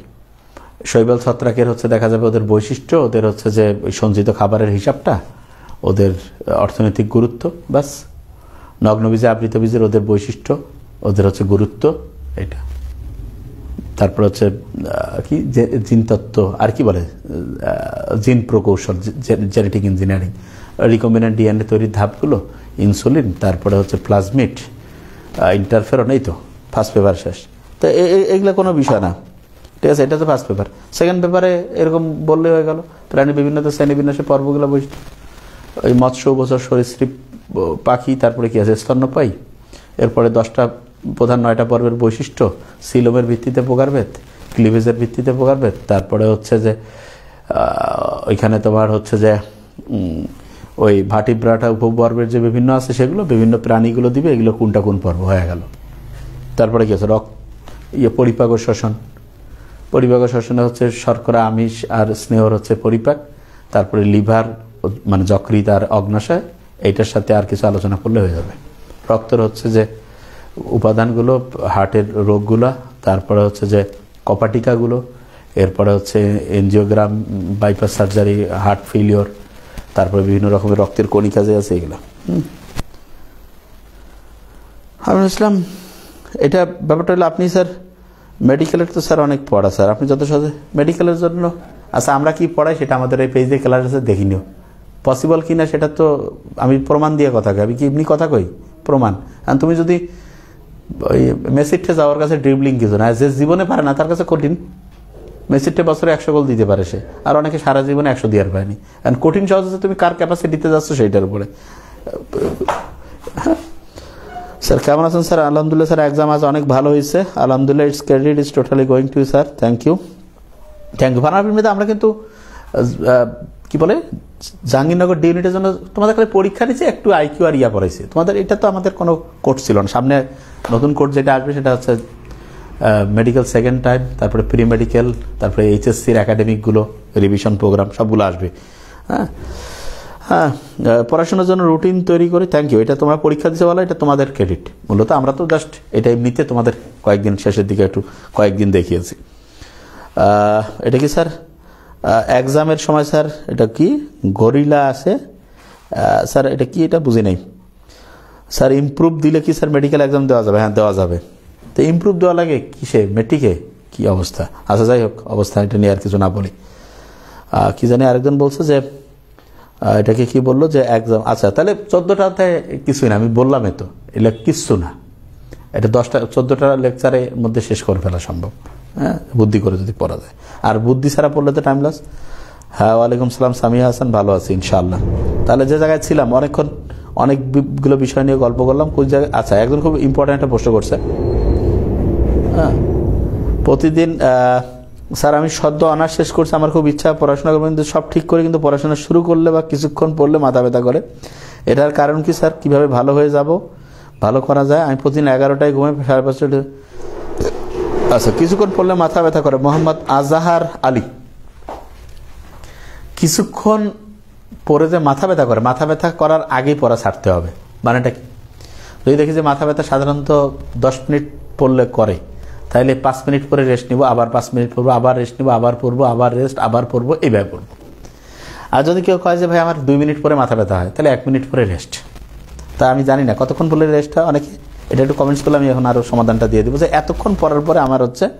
হ্যাঁ স্যার বিশেষ শিক্ষা ক্যাডারের ক্ষেত্রে মেয়েদের পর্দা করে চাকরি করাটা কেমন হবে, অর্থাৎ কোন ক্যাডারে মেয়েদের জন্য বেশি ভালো পর্দা করার জন্য? বাংলাদেশের প্রেক্ষাপটে আর্মি বাদে আমি যতদূর আমার অবজারভেশন, আমি তো ক্যান্টনমেন্টে ছিলাম তখন আমি দেখছি অন্য যে কোনো প্রফেশনে মেয়েদের পর্দা করার সুযোগ আছে বাংলাদেশের প্রেক্ষাপটে, অন্য যে কোনো প্রফেশনে আছে। টিচার অবশ্যই খুব ভালো, খুবই ভালো, ডক্টর, যে কোনো প্রফেশন পর্দা হচ্ছে। কেউ নিজের থেকে করতে চাইলে তাকে কেউ ডিস্টার্ব দিবে আমার মনে হয় না বাংলাদেশে এরকম কেউ আছে। না আমি অ্যালার্ম দিয়ে ঘুম থেকে উঠি না, এমনি উঠি ইনশাল্লাহ। আর অ্যালার্ম দিয়ে ঘুম থেকে উঠলে মনে হয় প্রথমে উঠেই টেনশনের মধ্যে, ব্রেন মনে করে যে কোনো আজকে বোধহয় বাঘ হরিণ আর কি বলে এরা বোধহয় অ্যাটাক করতেছে, এই জন্য এটা একটা নেগেটিভ জিনিস। ডেন্টালের জন্য ক্লাস নিবেন না, ডেন্টালের জন্য তো পরীক্ষা চলতেছে আমাদের, বোধহয় নেক্সট পরীক্ষা যেদিন রয়েছে। হ্যাঁ নিব না কেন, কয়েকদিন এক্সট্রা ক্লাস তো নিব ইনশাল্লাহ, অবশ্যই। ওটা তো এক্সট্রা, আমরা ডেন্টালের জন্য কোনো ক্লাস রাখি নাই আমরা, কিন্তু এক্সট্রা এমনিতে নেব, ঠিক আছে, যেহেতু আমাদের মেডিকেলের মূলত তো আমাদের সুপার কমান্ডো মেডিকেলের কোর্স এটা।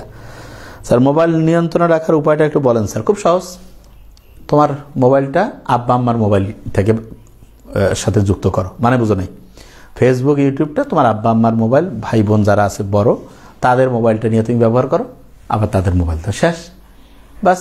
তাইলে আর কোনো ভেজাল নেই, এটা তো খুব সহজ কথা। যেমন আমি যে ক্লাস নিই আমাদের মানে অফিসের যেখানে আমি থাকি সব সময় মোবাইল ওদের কাছে থাকে, আমি পাসওয়ার্ডও জানি না, কিছু জানি না, ওরা দেয় আমি ইয়া করি। আমি তো পার্সোনালি কোনো মোবাইল চালাই না, মানে ফেসবুক ইউটিউব কিছু চালাই না, এবং আমি জানিও না যে how to open A Facebook account, এটা রিয়েলিটি। জিমেল কীভাবে খুলে এটা আমি জানি না। এখন যারা আমার সাথে চলে তারা জানে যে স্যার এই জিনিসগুলো কিছুই বুঝে না, কারণ আমার মাথায় এটা আমি কেন মাথায় কাজ করে না, আমার তো আগ্রহ নেই। এই জন্য আজকে আমি ব্যাংকে গেছিলাম, অনেকগুলো কার্ডের মানে কোড টোড আমি জানি না। আমার দেখা যায় তোমার নোবেল স্যার তোমাদের যে আছে তার সব নাম্বার দেওয়া আছে, তার কাছে ফোন যায়, নাহলে আমার আব্বা আম্মার কাছে দেওয়া আছে, নাহলে হচ্ছে আমার অফিসের যারা। এই জন্য আমরা সবসময় অনেস্ট লোক নিয়ে কাজ করি, যারা কোটি টাকা পড়ে থাকলেও নিবে না। এই জন্য আমাদের প্রতিষ্ঠানগুলো অনেস্টিতে খুব দাম দেয়, কারণ টাকা পড়ে থাকলে যদি নেয় তাহলে তো মুশকিল, কারণ আমাদের টাকা পড়ে থাকে যে কোনো জায়গায়, মানে এরকম অবস্থা। এটা আমরা খুব বিশ্বাস করি, ঠিক আছে। তা যে জিনিসটা বলছিলাম যে তোমার মোবাইল হচ্ছে তোমার আব্বা আম্মার মোবাইল থেকে ব্যবহার করলে কোনো সমস্যা নেই একদম। আর মোবাইলে ওই যে আসলে কি কোড লাগায় যে সিকিউরিটি কোডে, কিসের সিকিউরিটি কোডে? তো মোবাইল সবসময় ওপেন থাকলে কোনো ভেজাল নেই। মোবাইল প্রয়োজনের সময় ক্লাস হইলো, তুমি যেটা করতেছো তোমার আব্বা আম্মা দিল, বাস এইটা করলেই তো নিয়ন্ত্রণ করা তো খুবই সহজ জিনিস। আরেকটা কি, আচ্ছা আরেকটা জানি এখানে দেখাচ্ছে ভেরি নাইস, যে হচ্ছে ওই যেটা হয় আর কি,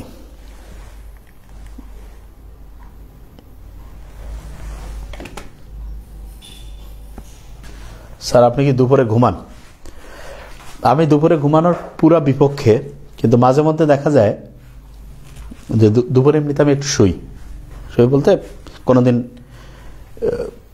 10-15-20 মিনিট, কিন্তু হঠাৎ করে কখনো এরকম হয়, বিশেষ করে রুটিনটার মধ্যে একটু গ্যাঞ্জাম আছে কিছুদিন থেকে, সেখানে দেখা যায় কম সময় বেশি পড়াশোনার উপায় বলেন। কম সময় বেশি পড়াশোনার উপায় কে সেটা? ফজলে আহমেদ নীরব। সবচেয়ে সহজ বুদ্ধি হচ্ছে কোনটা পড়তে হবে সেটা বুঝতে পারা এবং ছোট্ট সেশন করা, বেসিক সবচেয়ে দ্রুততম সময় বুঝে ফেলা, এবং তার সাথে যেটা করা সেটা হচ্ছে যে যেটাকে আমি বলি যে পড়ার ক্ষেত্রে সবচেয়ে ভালো যেটা শর্ট সেশন হওয়া, 10-15 মিনিট, তারপর আবার একটু রেস্ট নিলাম, আবার 10-15 মিনিট আবার একটু রেস্ট নিলাম, আবার 10-15 মিনিট আবার একটু রেস্ট নিলাম। এই অনুযায়ী যদি পড়ি সবচেয়ে ভালো হবে। স্যার আমার এই উপলব্ধিগুলো কি ঠিক? আমার কাছে বিজ্ঞান অর্থ হলো যা খালি চোখে দেখা যায় না এবং যা দেখতে যন্ত্রপাতি লাগে। পদার্থ অর্থ হলো প্রাণী। না, এগুলো ঠিক না। আর প্রতি 6 ঘন্টা ঘুমায় 2 ঘন্টা পড়াশোনা করলে কি স্যার ভালো হবে? আচ্ছা 8 ঘন্টা ঘুমায়, এটা খুব ঠিক আছে। তুমি 7 ঘন্টা 7.5 ঘন্টা ঘুমাইতে পারো, কিন্তু অনেকের 8 ঘন্টা 9 ঘন্টা ঘুম লাগে, সায়েন্টিফিক্যালি 9.5 ঘন্টা পর্যন্ত ঘুমাইলে। আচ্ছা আপনার রুটিনটা আমাদের সাথে স্যার একটু শেয়ার করবেন। আমার রুটিন ফলো করা তোমাদের জন্য নিয়ার টু ইম্পসিবল। কী কারণে সেটা আমি বলি আগে। তুমি আগে এগুলো করো, তারপরে আমার রুটিন ফলো করো।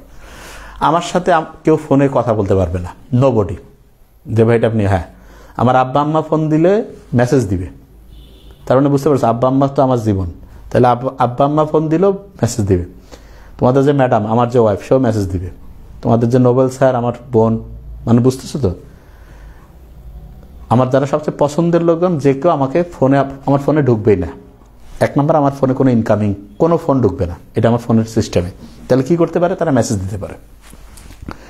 আমি দিনের যে কোনো এক টাইম, সাধারণত দেখা যায় দুপুরের দিকে, সাধারণত সেটা হইতে পারে 1:30, 12:30, 2টা এরকম, বা নামাজের আগে পড়ে জোহরের। আমি একবার দেখি যে কয়টা আমার মনে হইলো, এই কয়েক মিনিট টাইমের মধ্যে ফোন দিলাম, শেষ। তারপর থেকে আমি হচ্ছে দুপুর 2:30 দিক থেকে হচ্ছে আমি ক্লাস শুরু করি। সেটা আমার রেকর্ডিং হইতে পারে, লাইভ হইতে পারে, যে কোনো। 2:30 থেকে আমি শুরু করি। এই যে তোমার প্রত্যেক ঘন্টায় আমার ক্লাস থাকে, সেটা আমি এমনি রেকর্ড করি বা ইয়ে করি। 2:30 থেকে শুরু করে 3:30, 4:30, 5:30, মাগরিবের সময় 5:30 থেকে 6টা, 6:15 বা 6:30 পর্যন্ত ইয়া থাকে, একটু কখনো কখনো অফ, নামাজ বা ইয়া সব কিছু মিলে। 6:30 থেকে আবার হচ্ছে লাইভ থাকে, 6:30 থেকে 7:30। তারপরে হচ্ছে এই যে নামাজের সময়, ঈশান নামাজের একটা হিসাব কিতাব অনুযায়ী তারপরে আবার লাইভ থাকে। তারপরে এই যে পেজের লাইভ থাকে। তারপরে আমার টাইম তো প্রত্যেকটা ব্লক করা। তুমি আমার মতো হইতে পারলে তো আলহামদুলিল্লাহ। তুমি আগে এটা কাজ করো, তাইলে না হবে।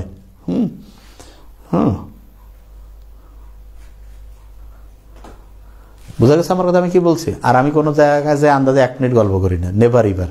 আন্দাজে আমার কোনো টাইমের আমার হিসাব আছে, এবং কেউ যদি আমি যেটা বললাম তুমি মিলাও, তাইলেই বুঝতে পারবা। আমি কত এই প্রোগ্রামে যে আছে না, যে দাওয়াত বাড়ি, ওইখানে যাব, কোনো টাইম আমার নেই। নো মানে নো, আমার টাইমের হিসাব আছে, কারণ আমার প্রত্যেকটা টাইমের হিসাব আছে। আমি যেটা বললাম এখন তুমি মিলাইতে পারো, যে আমি কোনো মানে বললামই তো, আমি আমার ছোট বোন, যে আমার নিজের বোন, তার বিয়েতে আমি গেছি দুপুরে, যে ভাই আপনি ফিরেটা কেমন? ভাই আমি এরকমই ভাই, কারণ আমার টাইমের হিসাব, ঠিক আছে। আমার যে ছোট ভাই যে নোবেল, ওর বিয়েতে বিকালে, রাতে বিয়ে হয়েছে, ঠিক আছে, হিসাবটা আমার এরকম। আমি নিজের বিয়েতে গেছি, তার ওই দিনে বাস চলে আসছে। আমার টাইমের হিসাব, কারণ আমি যেটা করতে চাই তুমি সেটা করতে পারবা, করতে পারলে করো। একজন বলছে যে স্যার আপনি কি চেম্বারে বসেন না? চেম্বারে আমি মেডিকেলের চেম্বারে বসি, সরকারি, কিন্তু হচ্ছে তুমি প্রাইভেট চেম্বারে আমাকে দেখাইতে পারবা? তুমি সিরিয়ালে তো পাবা না, তুমি নোবেল স্যারকে দেখাইতে পাবা, সেইটা। আমার টাইমের হিসাব আলাদা।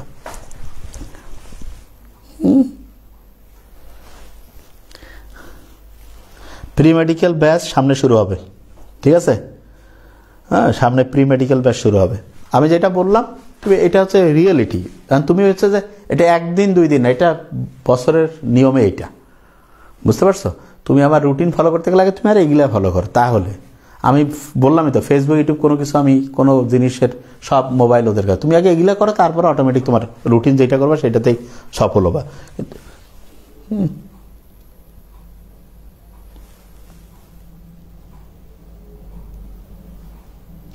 একজন বলছে স্যার আমিও একটা প্রাইভেট পলিটেকনিক পড়াই, ক্লাস এত বকাবকি করো তো স্যার, সন্ধ্যায় এসে মাথা কেমন কেমন করে, ক্লান্ত লাগে, আপনার লাগেন না? আমি তো আজকে আমি এমনিতেই ব্যবহার, আমাদের ক্লাস তো খুব মজার, আমরা গল্প করি, অনেক আনন্দের সাথে পড়াই। হ্যাঁ, ব্যাপার হলো যে আমরা তো খুব, আমাদের এখানে যারা পড়ে সবাই মোটামুটি খুব ট্যালেন্টেড আলহামদুলিল্লাহ, কারণ আমাদের কোর্সগুলো তো সব এইচএসসি লেভেল না। এখানে দেখা যায় সব মেডিকেল, তারপরে academic, physics, chemistry, biology, English, সবাই ম্যাচিউরড স্টুডেন্ট। এবং আমাদের এখানে ব্যাপার যেটা, সেটা হচ্ছে আমরা পড়াটা খুব এনজয় করি। স্যার অনার্স প্রথম বর্ষে এমন কোন 3টি কাজ করলে সবার থেকে এগিয়ে থাকতে পারবো? খুব সহজ। এটা যেটা হচ্ছে যে 3 বেলা খাও না, প্রত্যেক বেলা 5টা করে এমসিকিউ পড়ো বিসিএস এর জন্য, অনার্স থেকে। দিনে 15টা, মাসে 450, বছরে হচ্ছে যে প্রায় 5,500, 4 বছরে প্রায় 20 থেকে 25,000 এমসিকিউ পড়া হবে। এটা করলে তোমার বিসিএস হবে। প্রত্যেকবার খাওয়ার সময় 5টা করে এমসিকিউ, কিন্তু প্রত্যেকবার করতে হবে। কিন্তু দেখবা যে তুমি 1 সপ্তাহ করার পরে 1 মাসের খবর নেই, এটাই হয়। প্রি মেডিকেল কোন ব্যাচ শুরু করতেছেন? প্রি মেডিকেল 25-এর আলাদা থাকবে, 26-এর আলাদা থাকবে। অলরেডি তাদের ফ্রাইডে মেডিকেল কোর্স আমরা শেষ করছি, এক্সট্রা কয়েকটা ক্লাস নিচ্ছি। আর 13-14 তারিখ পর্যন্ত বোধহয় এই সপ্তাহে এক্সট্রা ক্লাসগুলো হয়ে যাবে। তারপরে হচ্ছে যে নতুন কোর্স চলে আসবে ইনশাল্লাহ। স্যার এইচএসসি কত ব্যাচ? এটা 25 ব্যাচ। আমাদের কি sir pre medical course start হয়েছে? প্রি মেডিকেল শুরু হবে সামনে প্রি মেডিকেল, তারপরে ইয়েগুলো। এই যে কয়েকদিন খুব বেশি চাকরি পড়াশোনা করি, তারপরে বেশি দিন তা কন্টিনিউ করতে পারি না, তাহলে তো সফল কিভাবে হবে? মেসি কতদিন থেকে খেলাছে? ক্রিস্টিয়ানো রোনালদো কতদিন থেকে? ওদের কি কোনোদিন আছে যে ঠিক আছে আজকে মন চাচ্ছে না, 3 মাস রেস্ট নেই? প্রত্যেক দিন প্র্যাকটিস, প্রত্যেক দিন খেলাবে। এত সস্তা বাবা, আর পড়াশোনা করতে হয় না, মন চায় না, তাহলে 1 নম্বর হওয়ার এটা হচ্ছে না। তো মন চাচ্ছে না, তাহলে লাভ কি? মন যেটা চাবে সেটা নিজের মনে কন্ট্রোল করবে না, তার দুনিয়া কন্ট্রোল করবো কিভাবে? হবে না, কয়া লাভ নেই। এটা হইলে বাতিল, ডিলিট। কিন্তু ইসরাত জাহান হয়নি, এখন ডেন্টালে অ্যাডমিশন দিব স্যার, বাসা থেকে মেডিকেল ভার্সিটি পড়াবে না, সেকেন্ড টাইম মেডিকেল দিয়ে একটু সাজেশন দিয়ে। ইসরাত জাহান, হ্যাঁ সেকেন্ড টাইমে এখন অনেক চান্স পাচ্ছে, যেহেতু মাত্র 3 নাম্বার কাটার যে ব্যাপারটা, এটা তুমি না ক্লাস 9-10-এর কোর্স আমরা পড়াই না। হ্যাঁ, তবে 9-10-এর অনেক আসে আমাকে অফিস থেকে, বলতে স্যার এবার 9-10 শুরু করে। এখন আমাদের নতুন লোক কেবল নিয়োগ হয়ে গেলে 9-10-এর ক্ষেত্রে কিছু করা যায় কিনা, মানে আমরা আসলে ইন্টারটা সবচেয়ে ফোকাসড কেন্দ্রিক করি আর কি। স্যার প্রি মেডিকেল মোটামুটি কত তারিখ থেকে শুরু হতে পারে? 2-1-এর মধ্যেই হচ্ছে এটার ইয়াটা চলে আসবে ইনশাল্লাহ প্রি মেডিকেলের। হ্যাঁ স্যার রমজানের রুটিন যে বলতে, হ্যাঁ রমজানের রুটিন নিয়ে ভিডিও চলে আসবে, সেটা আমি বলবো, ওটা রুটিনে ব্যাখ্যা করে আমি বলবো। লাইভে এখন বলে সময়টা কুলানো যাবে না। আমার ঘুমের রুটিন হচ্ছে খুব, আমি আগে যেটা ছিল সেটা হচ্ছে খুবই তাড়াতাড়ি ঘুমাইতাম আমি, 9টা 9:30-এর মধ্যে। কিন্তু এখন যেটা, এই যে রাতের ক্লাসগুলো থাকার কারণে দেখেছে অনেকদিন দেখা যায় এমন হয় যে 11, 11:30, 12টা বেজে যায়। নর্মালি আমি এত লেট করে না, কিন্তু এই যে নিয়োগ প্রক্রিয়াটা ওরা আপডেট দেয়, তো ওরা রাত পর্যন্ত ভাইবা নেয় যে আপডেটটা হচ্ছে যে জাস্ট মেসেজ করে দেয়, আমি একটু জাস্ট দেখে নিই এটার জন্য। এখন স্যার আমি এলাকার, স্যার আমি এইচএসসি 26, স্যার আমার বায়োলজি মুখস্থ হয় না, আমি কি করতে পারি স্যার? বায়োলজি যেটা মুখস্থ হয় না, মুখস্থ এখন তুমি যে না বুঝে মুখস্থ করলে তো হবে না, 1 আর 2 নম্বর হচ্ছে মুখস্থ খুব বেশি করতেও হয় না। আর তুমি যদি অপ্রয়োজনীয় জিনিস মুখস্থ করো তাহলে তো মুখস্থ হবে না। প্রয়োজনীয় জিনিস বুঝে পড়লে মুখস্থ হওয়া সময়, কারণ তুমি মানে জিনিসটা বুঝে না হয়তো বা এই কারণে মুখস্থ করতে গিয়ে তোমার ডিস্টার্বটা বেশি হয়। Sir same question sir, chance পাওয়ার, আচ্ছা যাদের অল্পের জন্য মিস হয়েছে তারা সেকেন্ড টাইম অবশ্যই প্রিপারেশন নেওয়া উচিত। এখন অভিভাবকরা অনেক সময় বুঝতে পারে না কেন, কয় যে কিন্তু 3 নাম্বার আর 5 নাম্বার কাটার মধ্যে অনেক পার্থক্য। 3 নাম্বার কাটাতে এখন অনেক সেকেন্ড টাইম চান্স পাচ্ছে এবং পাবে, তো ভালো করে পড়লে এটা তো সম্ভব ইনশাআল্লাহ। তারপরে ওই যে অভিভাবকরা চিন্তা করে যে এত প্রেশার সে নিতে পারবে কিনা। হ্যাঁ স্যার আমি 4 থেকে 5 ঘন্টা ঘুমাই, তাতে কোনো প্রবলেম হবে কিনা? 4 থেকে 5 ঘন্টা ঘুমাই, বাকি টাইম কি করো? এটা তো কোনো সায়েন্টিফিক সিস্টেম হইল না। 7 ঘন্টা ঘুমাবো, 7 থেকে 7.5 ঘন্টা। আপনি বড় হইলে আপনি বলি না, তাহাজ্জুদ আমি পড়ি না নিয়মিত মানে অনেকদিন থেকে পড়ি না, আগে একটু পড়তাম। এটা ঠিক আছে, এটা হচ্ছে যে পড়া উচিত, তাহাজ্জুদ পড়তে পারলে সবচেয়ে ভালো হইতো। এটা কি মেনটেন করা যায়, রেগুলারলি রুটিন মেনটেন করা যায় কিভাবে? এটা 1 নাম্বার যেটা জানি সেটা হচ্ছে যে লিখতে হবে। এবং আমি যেটা বললাম যে হচ্ছে যে কোনো রকমের হচ্ছে যে ওই যে আজে বাজে কাজে ব্যস্ত থাকা যাবে না। আন্দাজে গল্প করা, মোবাইল ধরা, প্রোগ্রামে যাওয়া, হ্যাঁ এগুলো সব ডিলিট। যদি অসাধারণ কিছু করতে, আর যদি কাজে না যা হবে এমনিতে, তাহলে তো আমি 7 ঘন্টা চেষ্টা করি ইনশাল্লাহ, 7-7.5 ঘন্টা ইনশাল্লাহ। ইনশাল্লাহ আমার মনে হয় যে মোটামুটি আমরা বুঝছি। অনেকক্ষণ অনেকগুলো বিষয় নিয়ে কথা বললাম, তাহলে আমি যদি সামারি করি একদম শেষের দিকে, আর কমেন্টস দেখবো না, অনেক কমেন্টস দেখলাম যে আপনি যদি কোনো ভালো প্রতিষ্ঠানে জয়েন করতে চান তাহলে আপনার নিজেকে আগে ভালো হইতে হবে, নাহলে আপনার মানে আপনি টিকবেন না, সহজ কথা। আর লং টার্ম চিন্তা করে আপনি প্রতিষ্ঠান বাছাই করবেন। ওই কিছুদিন করলেন ওইরকম কোনো ভালো প্রতিষ্ঠান আপনাকে নেবে না। আর হার্ডওয়ার্কিং হইতে হবে, অথেন্টিসিটি মানে সততা, আইকিউটা ভালো, আল্লাহর কাছে হেল্প চাইলে হবে, লয়াল হইতে হবে, এবং যাতে মানে আপনার সাথে কাজ করে সবার ভালো লাগে এই অনুভূতিটাও যাতে সবার মধ্যে আসে। স্যার সামনে আমার চট্টগ্রাম বিষয়ে পরীক্ষা, আমরা রাতে কয় ঘন্টা পরীক্ষা? আসলে 7 থেকে 7.5 ঘন্টা, এমনিতেও 7 থেকে 7.5 ঘন্টা। পরীক্ষার সময় ঘুম বাড়তে পারে, কমানো যাবে না। নিজেই কিছু করা, চাকরি করা, নিজে করা তো বোঝাই যাচ্ছে চ্যালেঞ্জিং, সবার জন্য এটা ক্যাপাবিলিটি থাকে না। চাকরি করার ক্ষেত্রে গভর্নমেন্টে যে বিসিএস 0.35%, 1% না, ব্যাংক জব আদার্স মিলে 2-3% হইতে পারে। নন গভর্নমেন্টের মধ্যে অনেস্টির সাথে পরিচালিত হয় প্রতিষ্ঠানগুলো ভালো, পড়াশোনার সাকসেসফুল হওয়ার রেট বেশি। ফ্রিল্যান্সিং তো বুঝতেই পারছেন, 50,000-এ একজন সফল হয় কিনা সন্দেহ আছে, কে হয় সেটাও। আর যে বিষয় আপনি জেনেটিক্যালি ভালো, যে বিষয়ে আপনার মন থেকে আগ্রহ আসে, সেই বিষয়ে যদি আপনি রেগুলার পরিশ্রম করেন তাহলে দেখা যাবে যে ইনশাল্লাহ আপনি অসাধারণ কিছু করতে পারবেন। আচ্ছা এখানে ওই যে চার্জ যে দিয়েছি মোবাইলের চার্জ মানে বন্ধ হয়ে যাচ্ছিল, 11 সেকেন্ড ছিল আর কি। তাই ইনশাল্লাহ আমরা ভালো করে পড়বো। আজকে আমরা অনেকদিন পর এইটা লাইভটা আসলে ব্যাপারটা কি আসলে অনেকে বুঝতেছে না যে জীবনে কি করবে। এটা আসলে এখন আমার তো মনে হয়, আমার অফিস থেকে বললো যে স্যার আপনি হচ্ছে যে স্টুডেন্টরা কীভাবে ভাইবা ফেস করতে হয়, কীভাবে নিজের তৈরি, এটার একটা কোর্স খোলা হচ্ছে, চাকরি কোর্স। তাইলে ওদেরকে ট্রেনিং দেওয়া যে স্যার এরা কিছুই মানে খুবই অবস্থা খারাপ। গেলাম যাক ওইটা কোর্স, এদের অবস্থা আসলেই। স্যার মেডিকেলের জিকে পড়ার ওয়েটা বলবেন? জিকে পড়ার ওয়েটা হচ্ছে যে কোনো জিনিস ঘটনা আর গল্প দিয়ে পড়লে খুব ভালো। যেমন ওইটা কি আমি তোমাকে বলি, ধরো এটা এক্সাম্পল দিই। ধরো এটা হচ্ছে বাংলাদেশ, এদিকে ভারত আছে, একদিকে মায়ানমার আছে। তা আমরা যদি বলি বাংলাদেশ ভারতের সীমান্তবর্তী জেলা কতটা, সীমান্ত কতটা দেশের মধ্যে হয়, যেকে বলবে 2টা দেশ, তাহলে গোটাল দেশ কত? 64। এটাকে যদি আমি 2 দ্বারা ভাগ করি কত হবে? 32। 32টা জেলা হচ্ছে সীমান্তবর্তী। এটা একটা টেকনিক দিয়ে পড়ার দরকার, এমনি বুদ্ধি করলে হয়। এখন এইটার মধ্যে খেয়াল রাখতে হবে যে বারাক বলে একটা জিনিস আছে, বারাক, বান্দরবন, রাঙ্গামাটি, কক্সবাজার। এই যে আছে না বান্দরবন, রাঙ্গামাটি, কক্সবাজার, এই 3টা হচ্ছে ওই মায়ানমারের সাথে সীমান্তবর্তী জেলা। আর ভারতের সাথে সীমান্তবর্তী জেলা 30টা। তাহলে যে বলবে 30, 3, 33 তো হইলো না, 33 হবে না, 32। কেন? কারণ ভারত বানানটাতে র আছে, আবার মায়ানমার বানানটাতে র আছে, আবার বারাক বানানার র আছে। তার মানে র দিয়া যে জেলা রাঙ্গামাটি, এটা ভারতেও আছে, রাঙ্গামাটি, এই 2টার সাথে আমাদের সীমান্তবর্তী। তাহলে 2টা জেলার সাথে যেটা সীমান্ত আছে সেটা একটা বড় জেলা, তাহলে বাংলাদেশ সবচেয়ে বড় জেলা হচ্ছে রাঙ্গামাটি। এবং বুদ্ধি করে ঘটনা দিয়ে পড়তে হবে, সহজ কথা বুঝা গেছে। আমাদের পেজে অসংখ্য ফ্রি ক্লাস আছে না, তুমি দেখো, পেজের ওই যে প্রথমে যা কীভাবে টেকনিক দিয়ে পড়ো, আমরা তো টেকনিক দিয়ে পড়াই। আর তুমি যদি গরু ঘাস খায় মূর্খর মতো পড়ো তাহলে পড়তে পারো, টেকনিক দিয়ে পড়লে দ্রুত হবে, ভালো হবে। বাস আমার মনে হয় ইনশাল্লাহ বুঝতে পারছো আমি কি বলছি। আপনার কি আচ্ছা এই আমিনুল ইসলাম, আমাদের পেজে দেখো কি কি আছে, আমাদের কি কি আছে সেটা তোমার এই আইকিউটা নেই। পেজে দেখো আমরা উপরে প্রথমেই তো দেওয়া আছে কি কি কোর্স চালাই আমরা। তাহলে মেডিকেলের জন্য আমরা কি করি, ফুল কোর্স আছে আমাদের সুপার কমান্ডো, সেখানে সবগুলো। আবার মেডিকেলের জন্য কেউ যদি আমি মেডি ইংলিশ জিকে পড়বো সেটাও আছে, মানে ওইখানে ইংলিশ সহ জিকে ওইটা পড়তে পারে। আবার কেউ যদি বলে যে আমি হচ্ছে যে এটা কি বলে এক্সাম ব্যাচ আছে সেটা পড়তে পারে। তারপর হচ্ছে easy physics, easy chemistry, easy biology, easy হচ্ছে কি বলে ফিজিক্স কেমিস্ট্রি বায়োলজি ইংলিশ, এই 4টা সাবজেক্টই আছে। তো এটা তো তুমি দেখলে বুঝতে পারবা যে কোনটা আছে কোনটা নেই।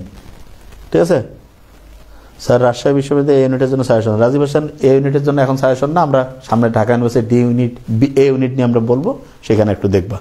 ঠিক আছে তাহলে থ্যাংক ইউ, শেষ করলাম। প্রত্যেকে ভালো থাকবা, আসসালামু আলাইকুম।